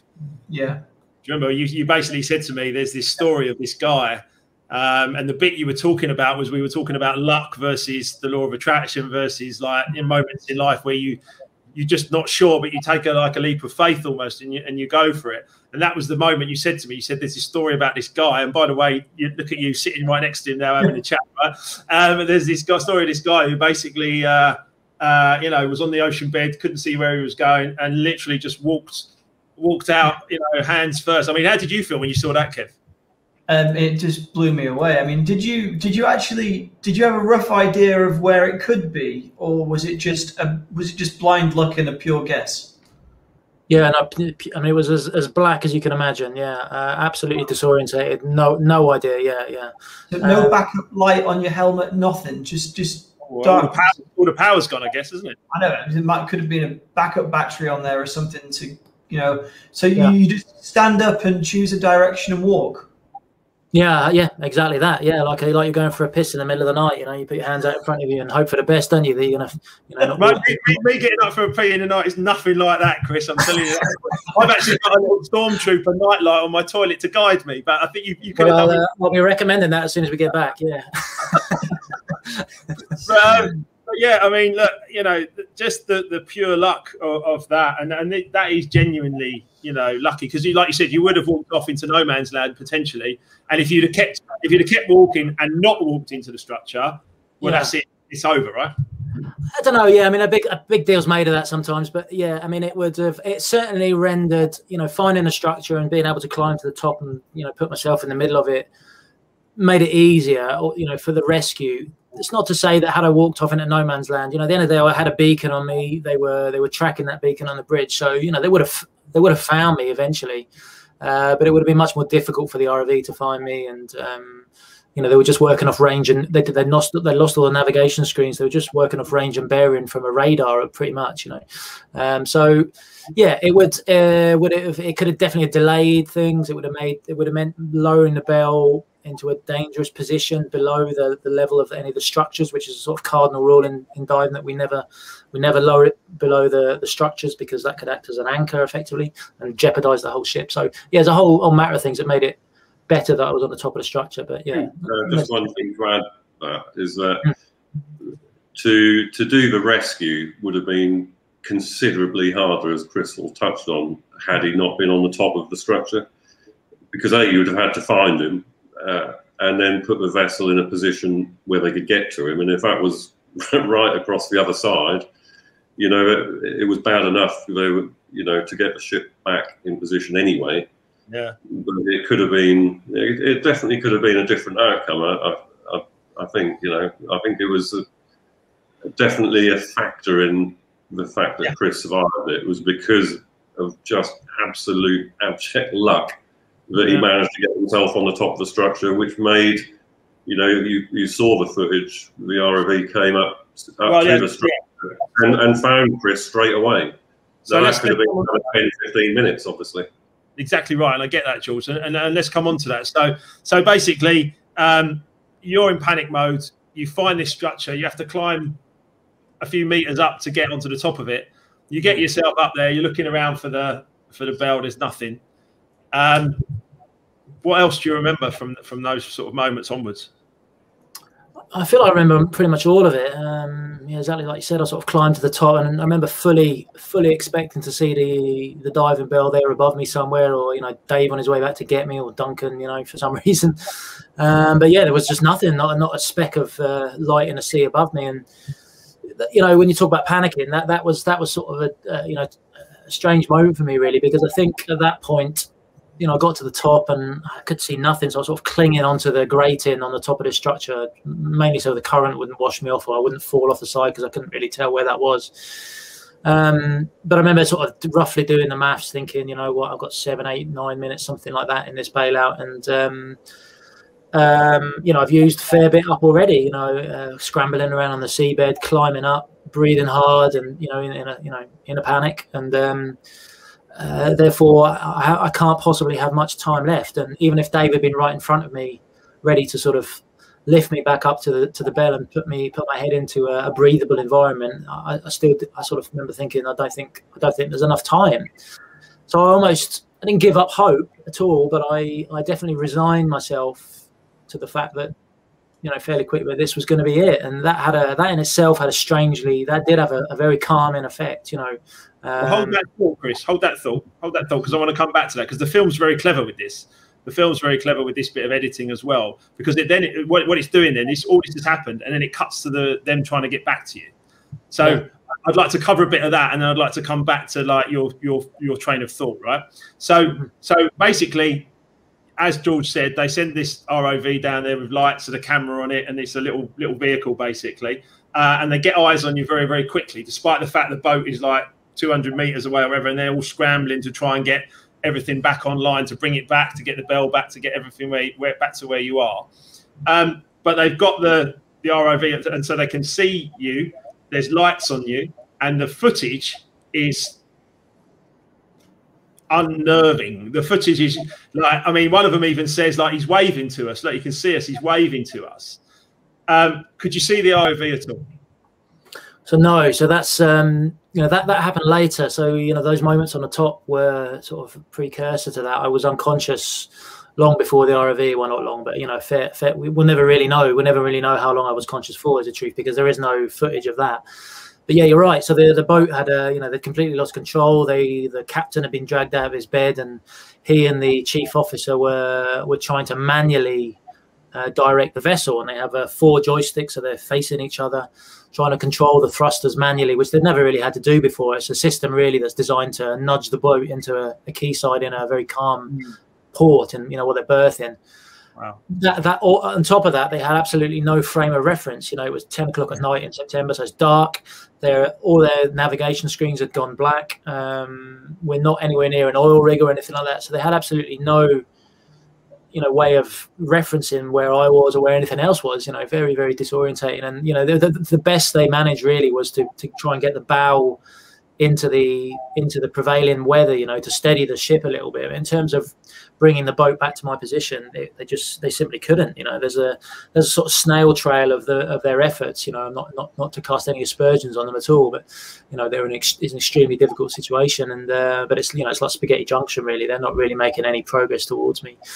But yeah, so they get to and eventually they end up nearly 250 meters away. But we have described an ROV on the boat, which has a tether or, you know, a cable of 300 odd meters. So that was able to get back to me long before the ship was able to return to my position. And that's how we have that sort of, you know, pretty haunting footage, don't we? Yeah. I mean, how do you feel when you watch that footage back? Yeah, same as anyone else, you know, you feel slightly disassociated from it, I think, as the person involved. You know, I'm like anyone else. It's kind of, yeah, slightly haunting and strange to watch, isn't it? And I wonder if he makes it, you know. Yeah. I wonder if he makes it. Hang on, it's me. Yeah. I mean, you know, there's also a little bit in here as well, which is like the IT man's dream, where they basically switch it all off and then switch it all back on again, and it starts to work, right? Is that fair to say? That's exactly what it was, really. So the ship's crew are Norwegian, you know, principally Norwegian anyway in our boat. It's a Norwegian vessel. So they call that the Swedish solution, you know, it's a local insult. Apparently the Swedes call it the Norwegian. So, you know, when you don't know what to do, you just turn it off and you turn it on again. Yeah. But I mean, on a more serious note, people often ask, you know, a question often get asked is, why didn't they do that before? You know, why did it take 40 minutes for them to make that decision? But, you know, the answer to that is that they, you know, this was, as it was for all of us, a situation, you know, as George said, we don't see red lights, you know, we don't see amber lights, never mind red ones. And they'd never had to manually control the vessel in those kind of conditions. We never had to face anything like this, really. And my understanding is the captain's principal worry was that, you know, if he were to reset the system, they might return with less than, you know, at least they had manual control at that point. And his worry was they turn it off, and they don't get, nothing comes back, you know, and now we are dead in the water. So, you know, it's one of those things that's quite easy to judge for people, you know, on Tinternet, you know, banging out on the Facebook or whatever. But that's you know, it was a very, very difficult and pressurized situation for them too. So yeah, I heard a great quote once that opinions are like arseholes. Everyone's got one. Yeah, everyone's got one. So I've got a few quotes on this. So Jenna's joined us. Jenna's saying this is such an incredible story and thank you for sharing. James says God was watching you that night, mate, and everyone on the boat as well. One lucky man for sure. Gary said, have you had any incidents that have required you to get back to the bell so quickly? That's quite a good question, actually, and probably not as quickly, but I'll answer that one for you in a second. There was, yeah, but go on. Okay, all right. We'll come back to that. We'll come back to that in a moment. But here's the thing. So the quotes I saw about the film from the BBC and blah blah blah blah blah. And by the way, you know, you've been on this morning and now you're on Straight Talking with us, right? No, so it's a big time now. I know that. Which one's more fun, Chris? Which one's more fun? And it is big time because George is here, right? So yeah. The quotes about the film are tense, gripping, terrifying, you know, all those kind of words. And this is the moment. This is the moment when, you know, it's all hit the fan. Duncan's in the bell and he's praying. All the umbilicals all come back in. It's all snapped and it's all gone. And he's in bits, in his own words, shitting himself. They switch it on. They do a hard reset, switch it off and switch it back on again. And then they've got the ROV there. You're not consciously aware of that or anything like that. They finally get back into position. 35 minutes in total before Dave can get to you. Yeah, I think about 35 minutes before Dave was able to come down and execute the rescue. That's right. Yeah, before they were securely in position. I mean, the captain had apparently said that, you know, had they not been able to reset the dynamic position system, they probably wouldn't have come to get me because he wouldn't have risked putting the bell anywhere near me, you know, in an uncontrolled fashion, if you like. So but about 35 minutes, which, as I said, we'll never really know exactly how long my emergency gas lasted. You know, to me, it certainly seemed to last a lot longer than I thought it was. I was constantly expecting it to run out. But yeah, something like that. So that sort of, there's a sort of a window of, and by the time Dave gets me back to the bell, it's probably 40 minutes. So it's probably a window of 29, 30 minutes with nothing to breathe, basically. Yeah. So Dave says, very matter of fact. Got love Dave. We all need a Dave. Dave says very matter of fact. When I got back to the manifold, I wasn't surprised. I saw a dead guy on the top of the manifold. Very matter of fact, isn't he? But he's just like, well, this is my job. And you're 6'5", and so I mean, you said you're pretty thin. You're a skinny chap, but that's still a fair weight of a human being in all that gear to try and get all the way back to the bell. Yeah, well, I was skinny when I was 16. Yeah, definitely less so now. Yeah, absolutely. Yeah, I mean, Dave is he's a sort of he's a very, very fit guy. He's sort of got great upper body strength. He's sort of like I'd say like a rock climber sort of physique. He's the kind of guy who does chin ups in the chambers on baseballs, that kind of thing. So very athletic, and and even he found it a massive physical struggle to get me back. We normally have an element of buoyancy in our gear, so we have a jacket that we can inflate in order to make us a bit lighter, because we're naturally weighted heavy, if you like, because we work on the seabed most of the time. But you can inflate your jacket normally. So both Dave and I had that facility, but mine had been severed. So the hose which inflates mine had been severed, so that wasn't a possibility for me. And Dave, in his kindness, took his inflation hose off his jacket and pushed it when he got to me. Pushed it up. We wear what's called a neck dam, which is basically a latex or a rubber seal around your neck, which forms a watertight seal to your helmet. So he pushed it up there to try and give me a supply of gas when he first got to me. So he didn't have any inflation either. So they lowered the diving bell down. As George will testify, we have a sort of cardinal rule where we always keep the bell 5 meters above any working structure, but they lowered it down to, I think, just a couple of meters above. But even at that, with the bell moving up and down in a sort of 5 meter swell, it was a monumental effort for him to get me back. And obviously, I can never thank him enough for that. I tell you right now, there's a lot of people wouldn't have managed that. Yeah. 100%. Yeah, fair play to him. Absolutely. Did he connect to you, or essentially fireman lift you and then crawl up their own umbilical? How would he have done that? Yeah, he carries. We all carry a sort of what we call a rescue strop, which is like a couple of mountaineering carabiners on a little lanyard. So he would have got to me, clipped one end to me, one end to himself, so he can then turn and use both his arms to drag me up. But yeah, I'm 6'5" and weigh a little bit too much, and but we've also got a whole raft of diving gear on me, bailout bottles and helmets and tools and everything hanging off me, so a huge weight to pull back. Yeah, but yeah. So the one thing to add there is that because it was quite rough, the sea state was quite rough that night, was that that was a real feat. It might sound quite simple. You just pull a bloke back, but when the bell is moving up and down, you become like twice as heavy because it's going away from you. So you suddenly become really, really heavy as soon as the bell moves up. So not only have you just gone really heavy, the bloke, as in Chris in this instance, has also gone really heavy, and that you've got to get them back into the diving bell. And that, like Chris just said, there's a lot of people may not have managed that. That was tough. Yeah, and I mean, just sorry, Mark, just to add to that quickly before we carry on, but it's one of those things that the nature of the world we live in is that people want to talk to me most of the time, because I was a sort of the damsel in distress, if you like. But that really is what I was. There's kind words being written by people watching, but at the end of the day, I didn't really do anything. I lay there and I got very, very lucky. And the real heroes in this story are the people who came to get me. The calmness of the crew. But yeah, none more than Dave who put in that effort. Well, Emma would like me to interview Dave. So perhaps one day. Should. Yeah, I'd love to. Really interesting guy. Yeah. I'd love to meet Dave and have a chat with him. Certainly about the whole thing. So anyway, they get you back into the bell. There you are. You're back into the bell. You're a dead guy. They get you. They take Duncan's like, your sat daddy. He's emotional. He's involved. He takes all your gear off. And there you are. exposed back to a breathable environment, I guess is the way you put that. And he gives you two quick kisses of life. Blasts a bit of his oxygen into you. Explain that moment. Yeah, I mean, I don't remember it at all, but it's apparently exactly as you described. Really, he sort of I get pulled. Dave guides me into the diving bell.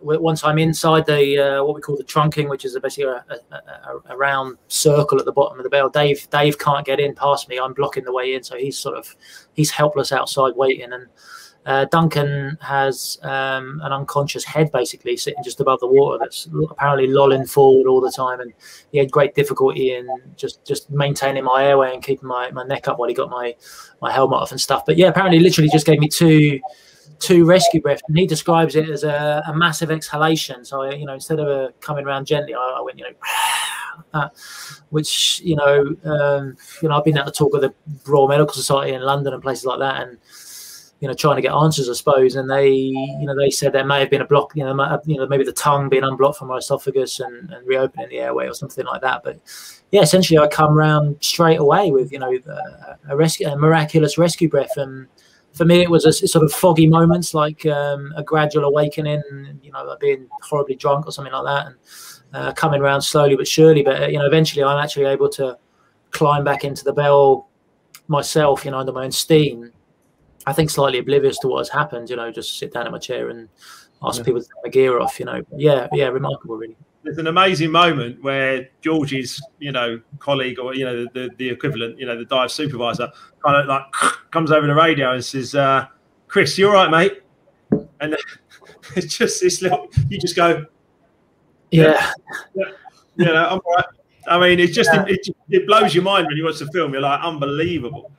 I don't think I appreciated then, maybe the magnitude of what had happened. Really, you don't. I've been unconscious through most of this, so I don't think I really, I remember seeing Dave crumpled in the corner of the bell, exhausted, and thinking, what's wrong with him? What's he been doing? Strange moments. I think as we were coming back up and I was starting to come around, and I knew something was afoot. I remember sort of reaching across and giving their hands a squeeze, knowing that something had happened. But yeah, very vague sort of memories of all that, really.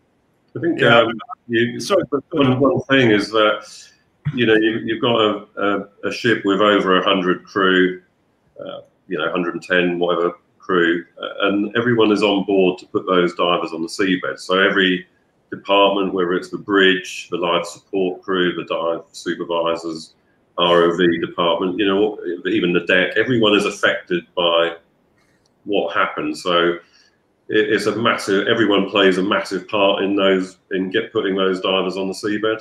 Well, the whole crew that's what the boat is there for. It's a diving support boat. So everyone is employed to put divers on the seabed, whether you cook the food or whether you clean the cabins or whatever. You all play an integral part.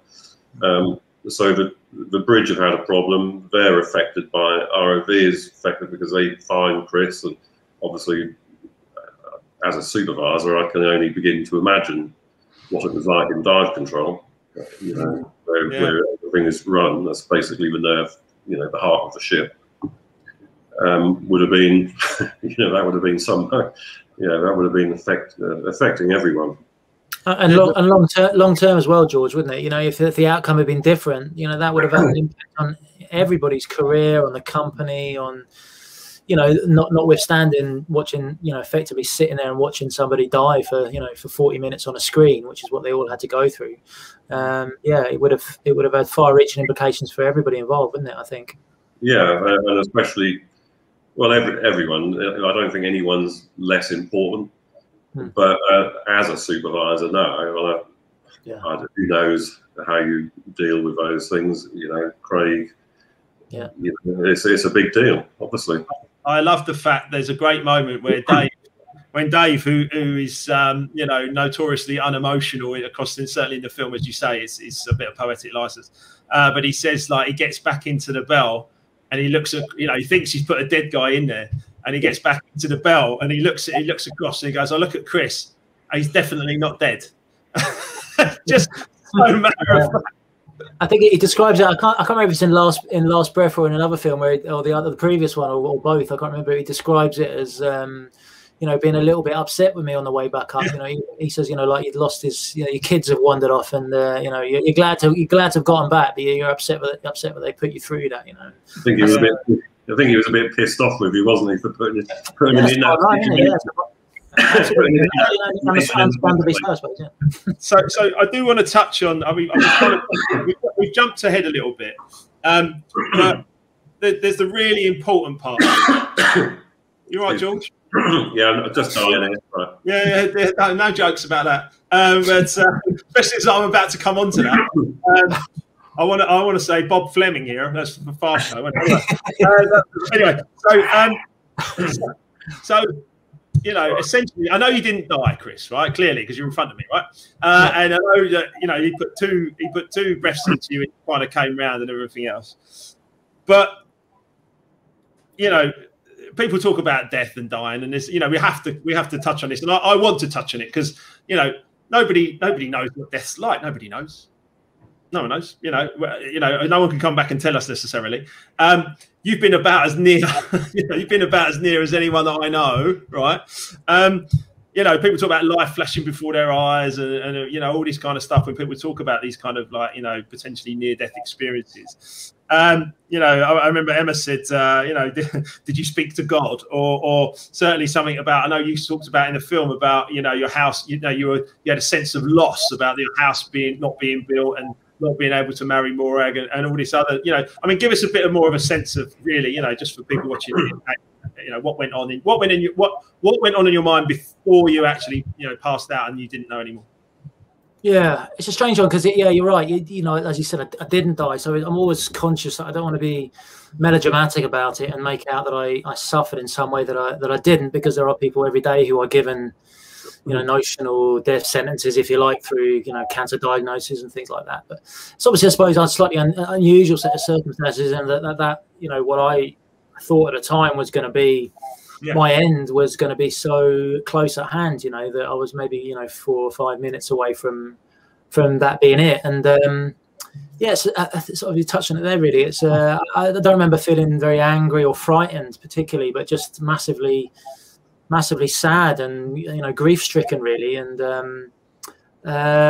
also completely bemused and not really understanding how this was possible. That, you know, how would I found myself in this desolate, lonely place, and how was this going to be the place that I died? And yeah, I mean, naturally, I think we'd all be the same. That we think of the people at home and the people we love, and the lives we have ahead of us. You know, I was at a, you know, relatively young age. I was, you know, 33 or something like that, 32, 33, and that stage in life where things, you know, big things are happening. And, you know, like you said, I was getting married the following year, and you know, we're in the process of building a house, and, you know, you've got your whole life ahead of you, haven't you? And to be there in those moments and have the time to contemplate having that all taken away from you was just very, very, very sad. And yeah, I remember feeling mostly sadness for those at home. You know, the thought of your fiance being told, of your mother being told, your father being given that news, and you know, the destruction and stupid stuff like, you know, oh God, what message have I got on my mobile phone that people shouldn't see? You know, important things like that. But you know what I mean? It's bizarre, and yeah, it's a lot. It felt like a lot of time to reflect on things like that, and the immense damage you're going to do. And I can remember.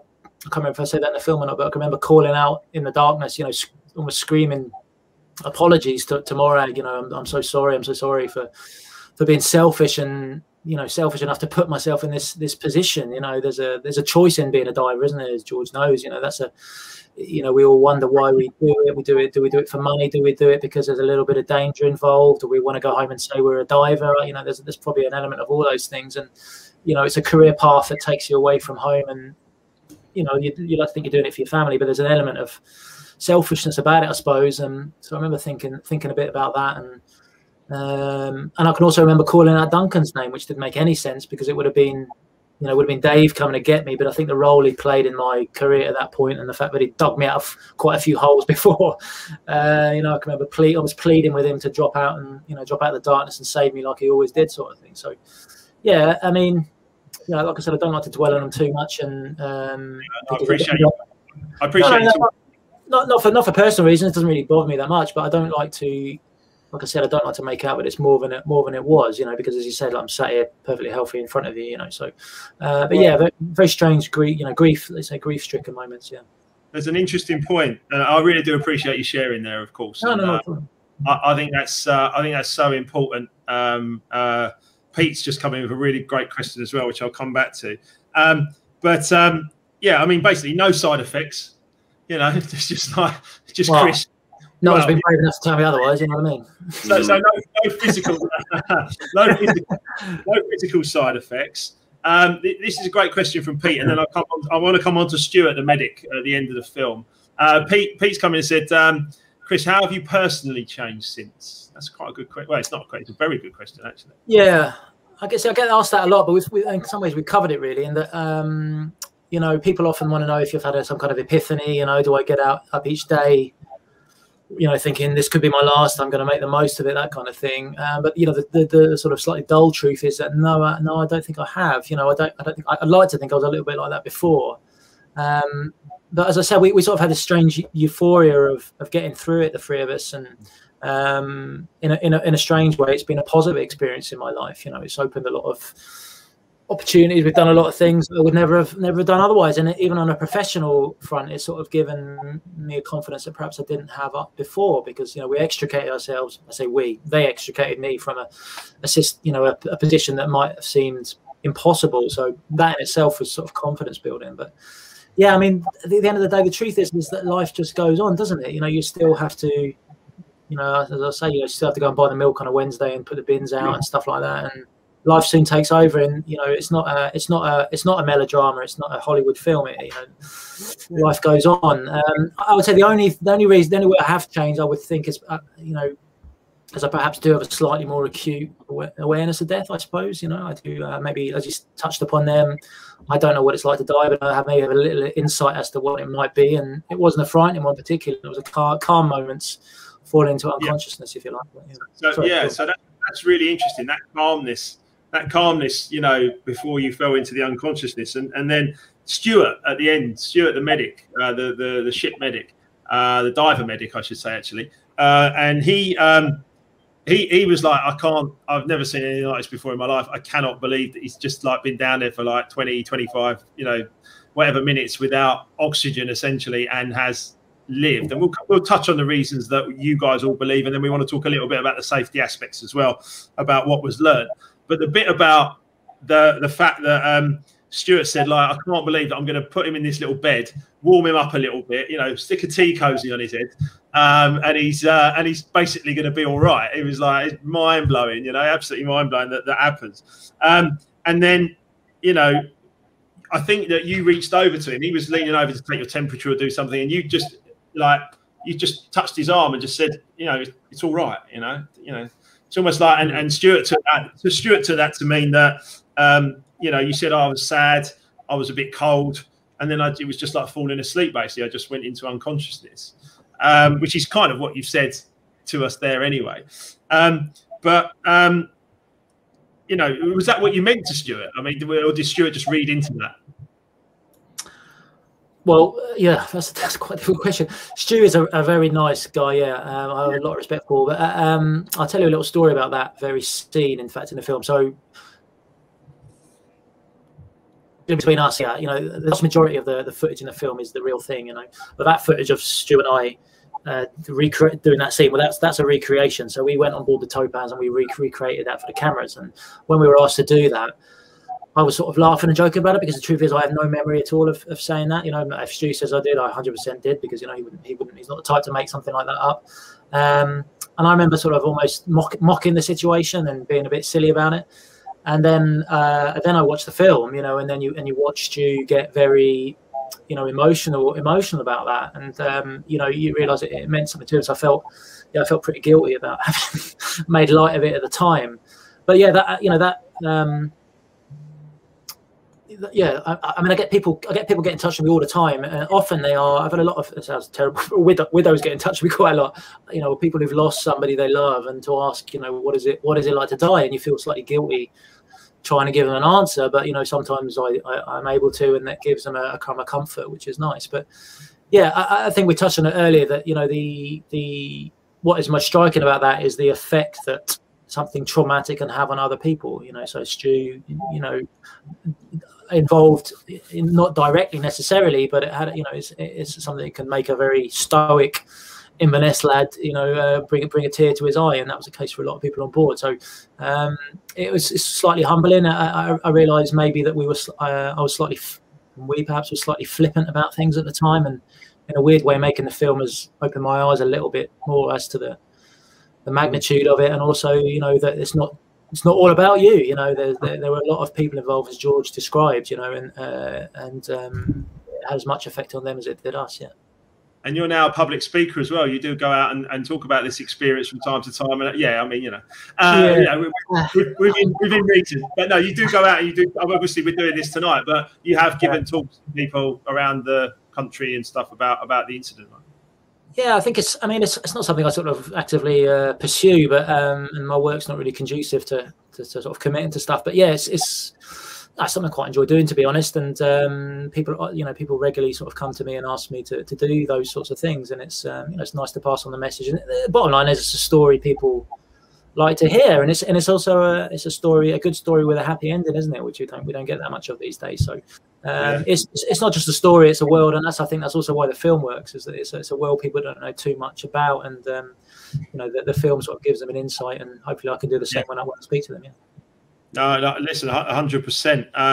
I think that's really wonderful.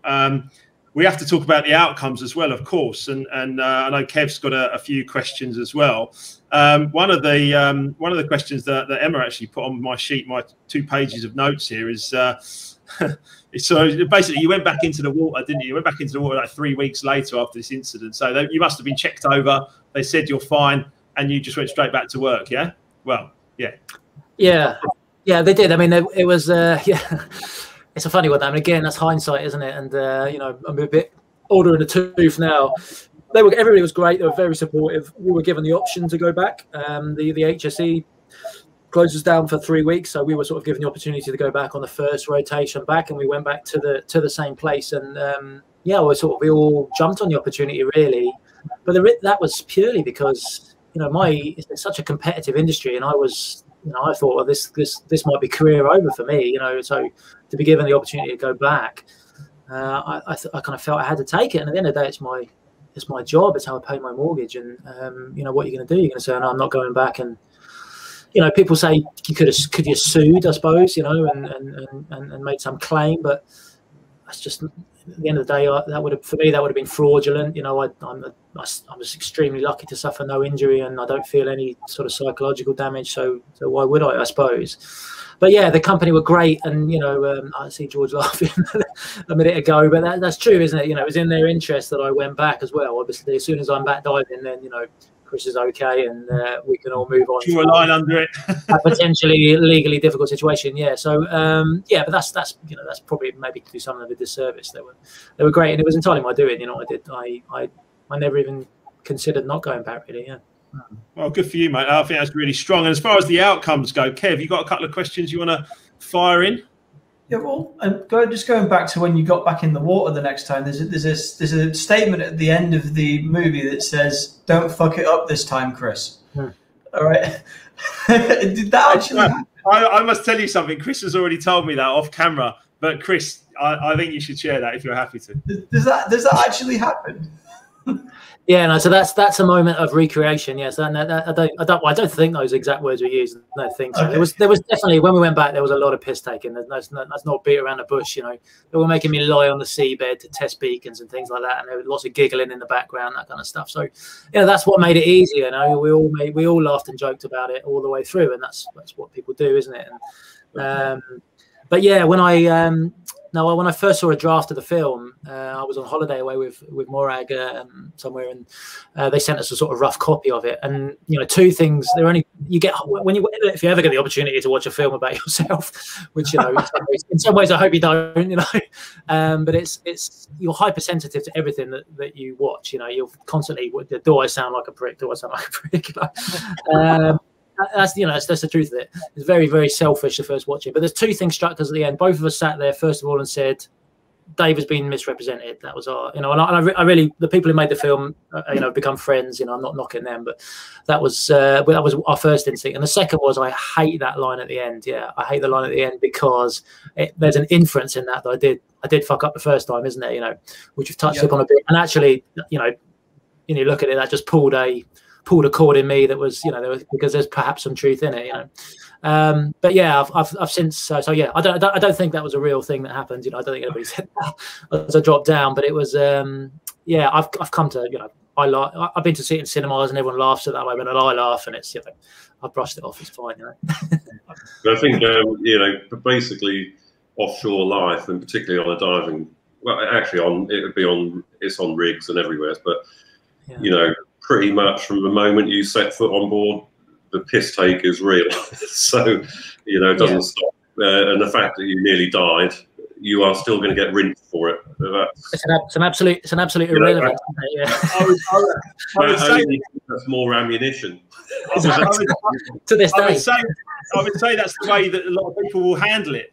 It's like, it's actually a way for them to handle it. It's like a coping mechanism, because nobody wanted to watch you pass away in front of their very eyes. You know what I mean? Nobody wanted that. You know, and as you say, the outcome would have been so horrible for you, for everybody. You know, traumatized. You know, career. You know, not ending, but you know, people. Oh, you were on that ship and blah, blah, all that kind of stuff. You know, so you're going to deal with it however best you can, and if you can make light of it in that kind of way, and like, oh, Chris, yeah, that, you know. Come on, Chris. You know, sort yourself out, and that kind of piss taking. I think it is what it is. That's what we do. It actually doesn't matter how serious the incident is, and obviously someone nearly dying is pretty serious. You know, it's not a good outcome to a shift.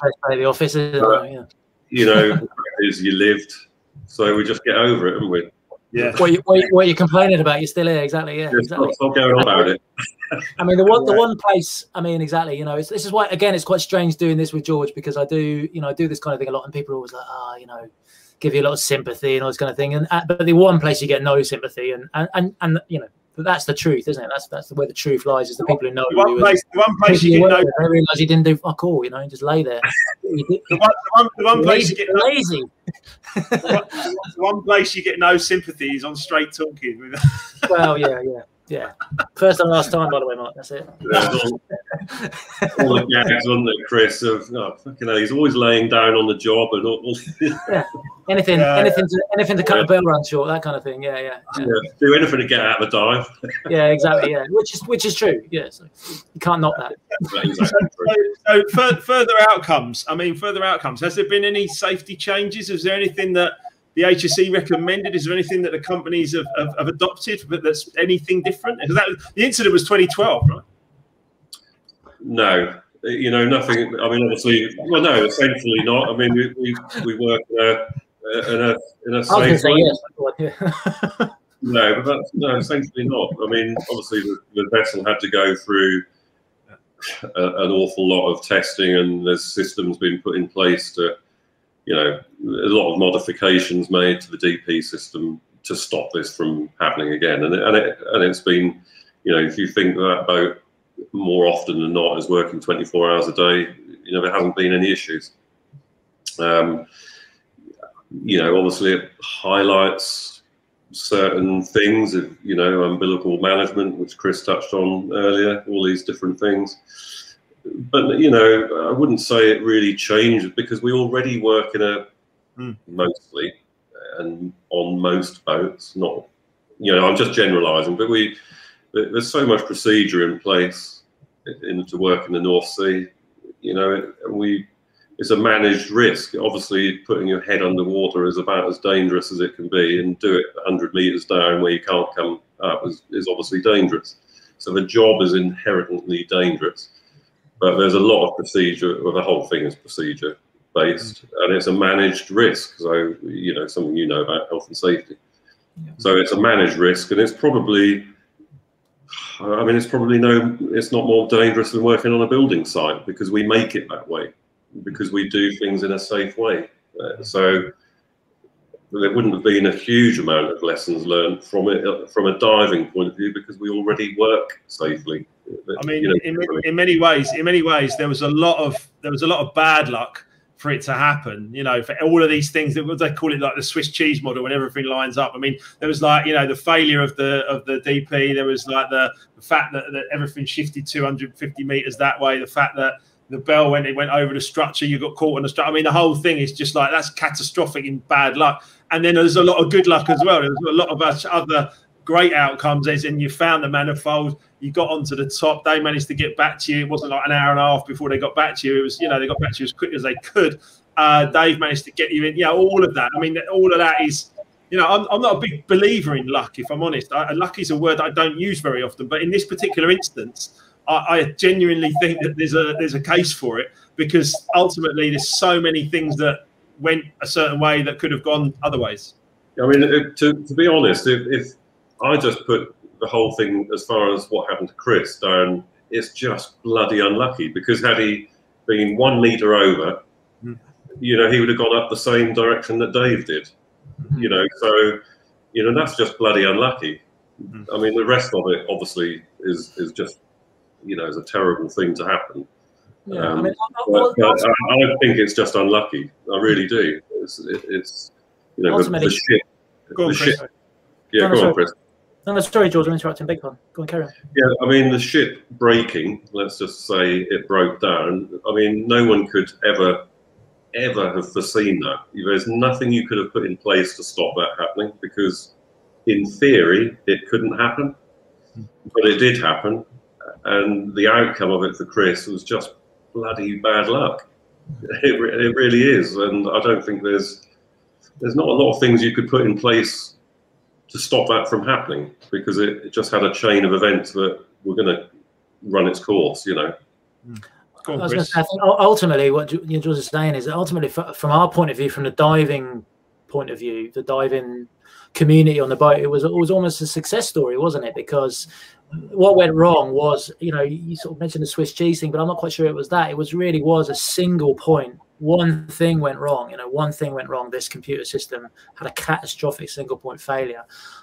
But beyond that, everything that came afterwards, you know, the procedures, the drills that we'd done, the chain of command, everything clicked into place really very effectively. And, you know, it's really striking when you listen to the audio back from dive control and from the bridge and things like that, how serenely calm everybody is in what must have been an extraordinarily tense situation in executing what was ultimately a successful rescue of, you know, the stricken diver, basically. So yeah, it's that's not to say that we're complacent, is it, George? And I think, you know, we definitely learned a lot of stuff that night, and a lot of the stuff we learned were, I often say to people that we learned lots of little things that night in doing the rescue. So to give you stupid examples, Dave, when he was pulling me back, he couldn't find any grab handles to pull me back onto the stage underneath the bell. Duncan couldn't put his hand on knives to cut my stuff off, you know. So, but what we really learned from all of that was that, you know, we perhaps hadn't been as realistic in the drills that we do. So, you know, we do diver rescue drills all the time, and, you know, in reality, we probably should have learned these lessons before the night, but we perhaps hadn't, because we weren't doing these drills as realistically as we should do, you know. So stuff like that. So maybe a slight cultural shift in the way we do things. And we've also moved on to, or we've tried to move on to rebreathers on the boat, haven't we? So sort of a different supply of emergency gas, which should give you a bit longer. So we learned little things and adjusted things. But yeah, as George said, fundamentally, it was extraordinarily bad luck, and it's very difficult. I mean, I would never suggest that we won't try to mitigate against something like that, because everything we do, isn't it, George, is hugely risk assessed. You know, you can't climb a set of stairs on the boat without that being risk assessed. So we do everything we can at all times to try and, you know, cover ourselves. But yeah, sometimes something you also had some great footage of you on the boat, and I'm guessing it just wasn't just from this one trip. I'm sure it was, you know, you're doing like selfies outside the captain's thing, and you obviously done a lot of footage of you on the boat, showing inside the inside the chambers and everything else. So the film was actually very well put together, with a lot of information of you, you know, up close and personal, if you like. Well, that was again. That's right. So I'll let you in on the cinematic secret there. So they sort of made out that I sent videos home to Morag all the time. That's just not true. You know, never, just not in my nature. You know, so they had this slight problem, but they made the decision to hold me back in the film, so they don't. You know, those who get to see it, I do survive. You know, if you haven't seen it, I do make it. They don't reveal that until about 2/3 of the way through the film, do they? So they had to find a way of you getting to know me, I suppose, So we faked a lot of that. So all that is a bit, me going around, captain's cabin, all that kind of thing. It's just all, it's all bullshit. They even kind of they forced the language for the first half, at least, to say that to allude to that you didn't make it. Mm. I didn't know. Sorry, Kevin. Beg your pardon. So I found that quite strange. It was Yeah. I don't know. So did I. It jarred when I saw it, but I thought there's just no way people are going to buy that I haven't made it, and people are going to cotton on. But people do seem to go when I walk out. So I don't know. Yeah, a lot about the film. We sort of realise, you've come to learn why they did it, and they're actually quite good at what they do. Yeah. Wouldn't it have been a fairly crap film if you knew that you survived within the first couple of minutes? For anyone that's never seen it. Yeah. It's called Jeopardy. It's called Jeopardy, and the Jeopardy, at the end of the day, the Jeopardy is there all the way through until they go on the black screen. When I think it might be Duncan, they go on the black screen, and then is he isn't he dead type stuff, and then they cut to Chris, and Chris walks in and sits down, and they put a bit of and I can see you look embarrassed. They're putting makeup on you, and you're a bit like, oh God, here we go. Not used to being a celebrity. You know what I mean? And so, loving it, to be honest. Yeah, that's all fake as well. Yeah, I love it. Yeah. Brilliant. Have you got any other questions, Kev? Have you got anything else you want to share? I've got a few people I want to put on the screen who want to say stuff, but Kev, you got any other questions? I've only got one more for you. And did you get the house finished? Yeah, well, again, so no, I don't know if you can quite see, because I do Zoom. I can only put a fake background up, but on Mark's thing there, I couldn't. So I'm sat in my mother's bedroom at the moment, which at 41 is a bit disconcerting. But so we did finish the house, but I've just sold it. Yeah, so I'm currently living in a caravan about 10 meters that way. Yeah, waiting to move somewhere else, which I can't do during lockdown. So anyway. But yes, we did. We got married, and we finished the house, and it was all a very happy end of it. Yeah. You got married, and you made a bit of a quip at the reception afterwards, didn't you? Something about the second best kiss I've had today, or recent. I can't remember exactly what the quote was, but yeah. Well, I was I live up in the Highlands, in Scotland, and because I'm an Englishman, and they, generally speaking, you're not popular around here. So I made an effort to get involved with the community. When I got in, I joined the local Coast Guard. So the head of the Coast Guard very kindly drove Morag, blue flashing lights to the wedding. So he was there with us, and at some party, I think I'd given him a kiss on the lips because he hates that kind of thing. Yeah, so he was sat next to me. So that was a joke. Yeah, one or two people who'd given me a very decent kiss on the lips. Yeah, and Duncan, they got a standing ovation, obviously, and yeah. Dave was at work doing the professional he is. I did invite him. Yeah, of course he was. Yeah, Dave's not been at your wedding. He's the Vulcan. He's Spock. He's like, no, I'm not. Yeah. I've got more people to say. Yeah, exactly. Exactly. There's some great quotes here. I'm gonna put a few up. Here we go. So someone had to leave, but they said I have to go. But much respect to you all. I feel sick hearing this, and thank goodness you're all safe. I've seen the film through my fingers. So I think that might be Julia actually. So that's amazing. The greatest thing that was the thumbs up that you walked into the chamber when you walked into the chamber through the porthole. Well, Jimmy was there. That's why. Yeah. Hi, Jimmy. Right. Yeah, that's amazing. Gary says, I love that Chris sees the incident in a positive light now. He's an amazing individual, and obviously you're part of the top colour blue club that we spoke about on the e-colours earlier. And I would like more with all of that. Yeah. I'd like to talk to you. Thank you. I'd like to talk to you in more detail about that another time as well. But yeah, Gary's a top guy. Emma's saying, "Keep it together, Wilkes," because she thought I was going to cry there for a little bit, but I've managed to. I've kept it together, Em, don't you, right? She also says, "I had no idea about your job and what you actually do, and it's incredible, but not for her." Yeah, clearly. Yeah. Diana says, "Truly amazing." Jason saying, "Truly amazing and gripping insight," and thank you, obviously, particularly to Chris. Douglas is saying it's an amazing success story. And Michael is saying, "Can't believe how quickly 2 hours has just gone." I agree. I second that. 2 hours has just flown by out here, and that is something special that you're engaged in a conversation, and this is 4 people together sharing lots of insights and enjoying a good 2 hour conversation just for a few hundred people watching and stuff like that. So it's really great, and I really agree. And sorry, one more from him. Dave is double busy. Do you remember the Mickey Flanagan? I am double busy. I've got to sign on and get back to work. But Dave was too busy to be at your. Yeah, tell him.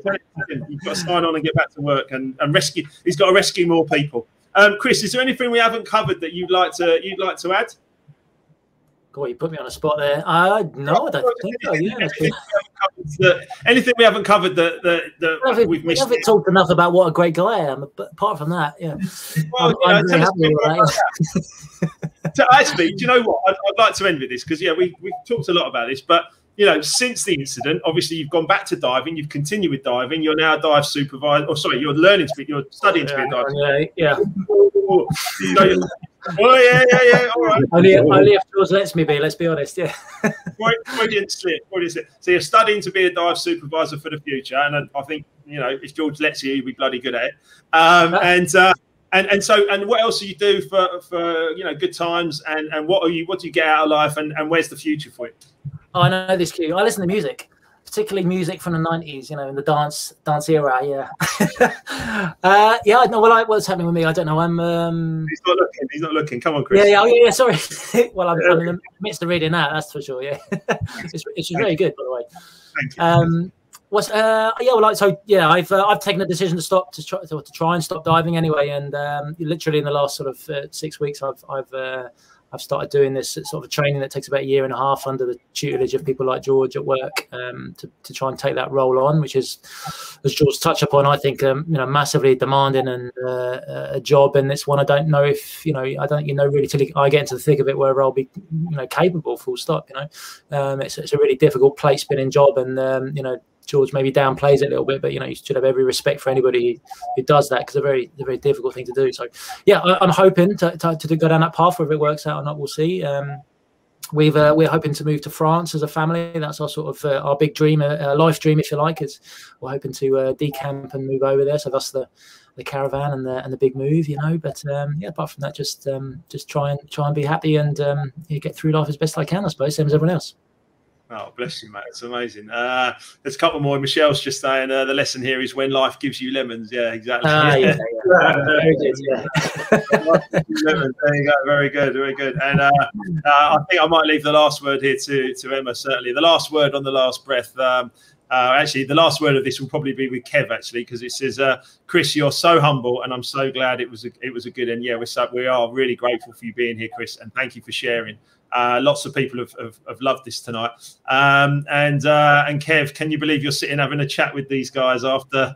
No, definitely changed my perspective on the law of attraction, Mark. I'm a bit more of a believer, let's just say.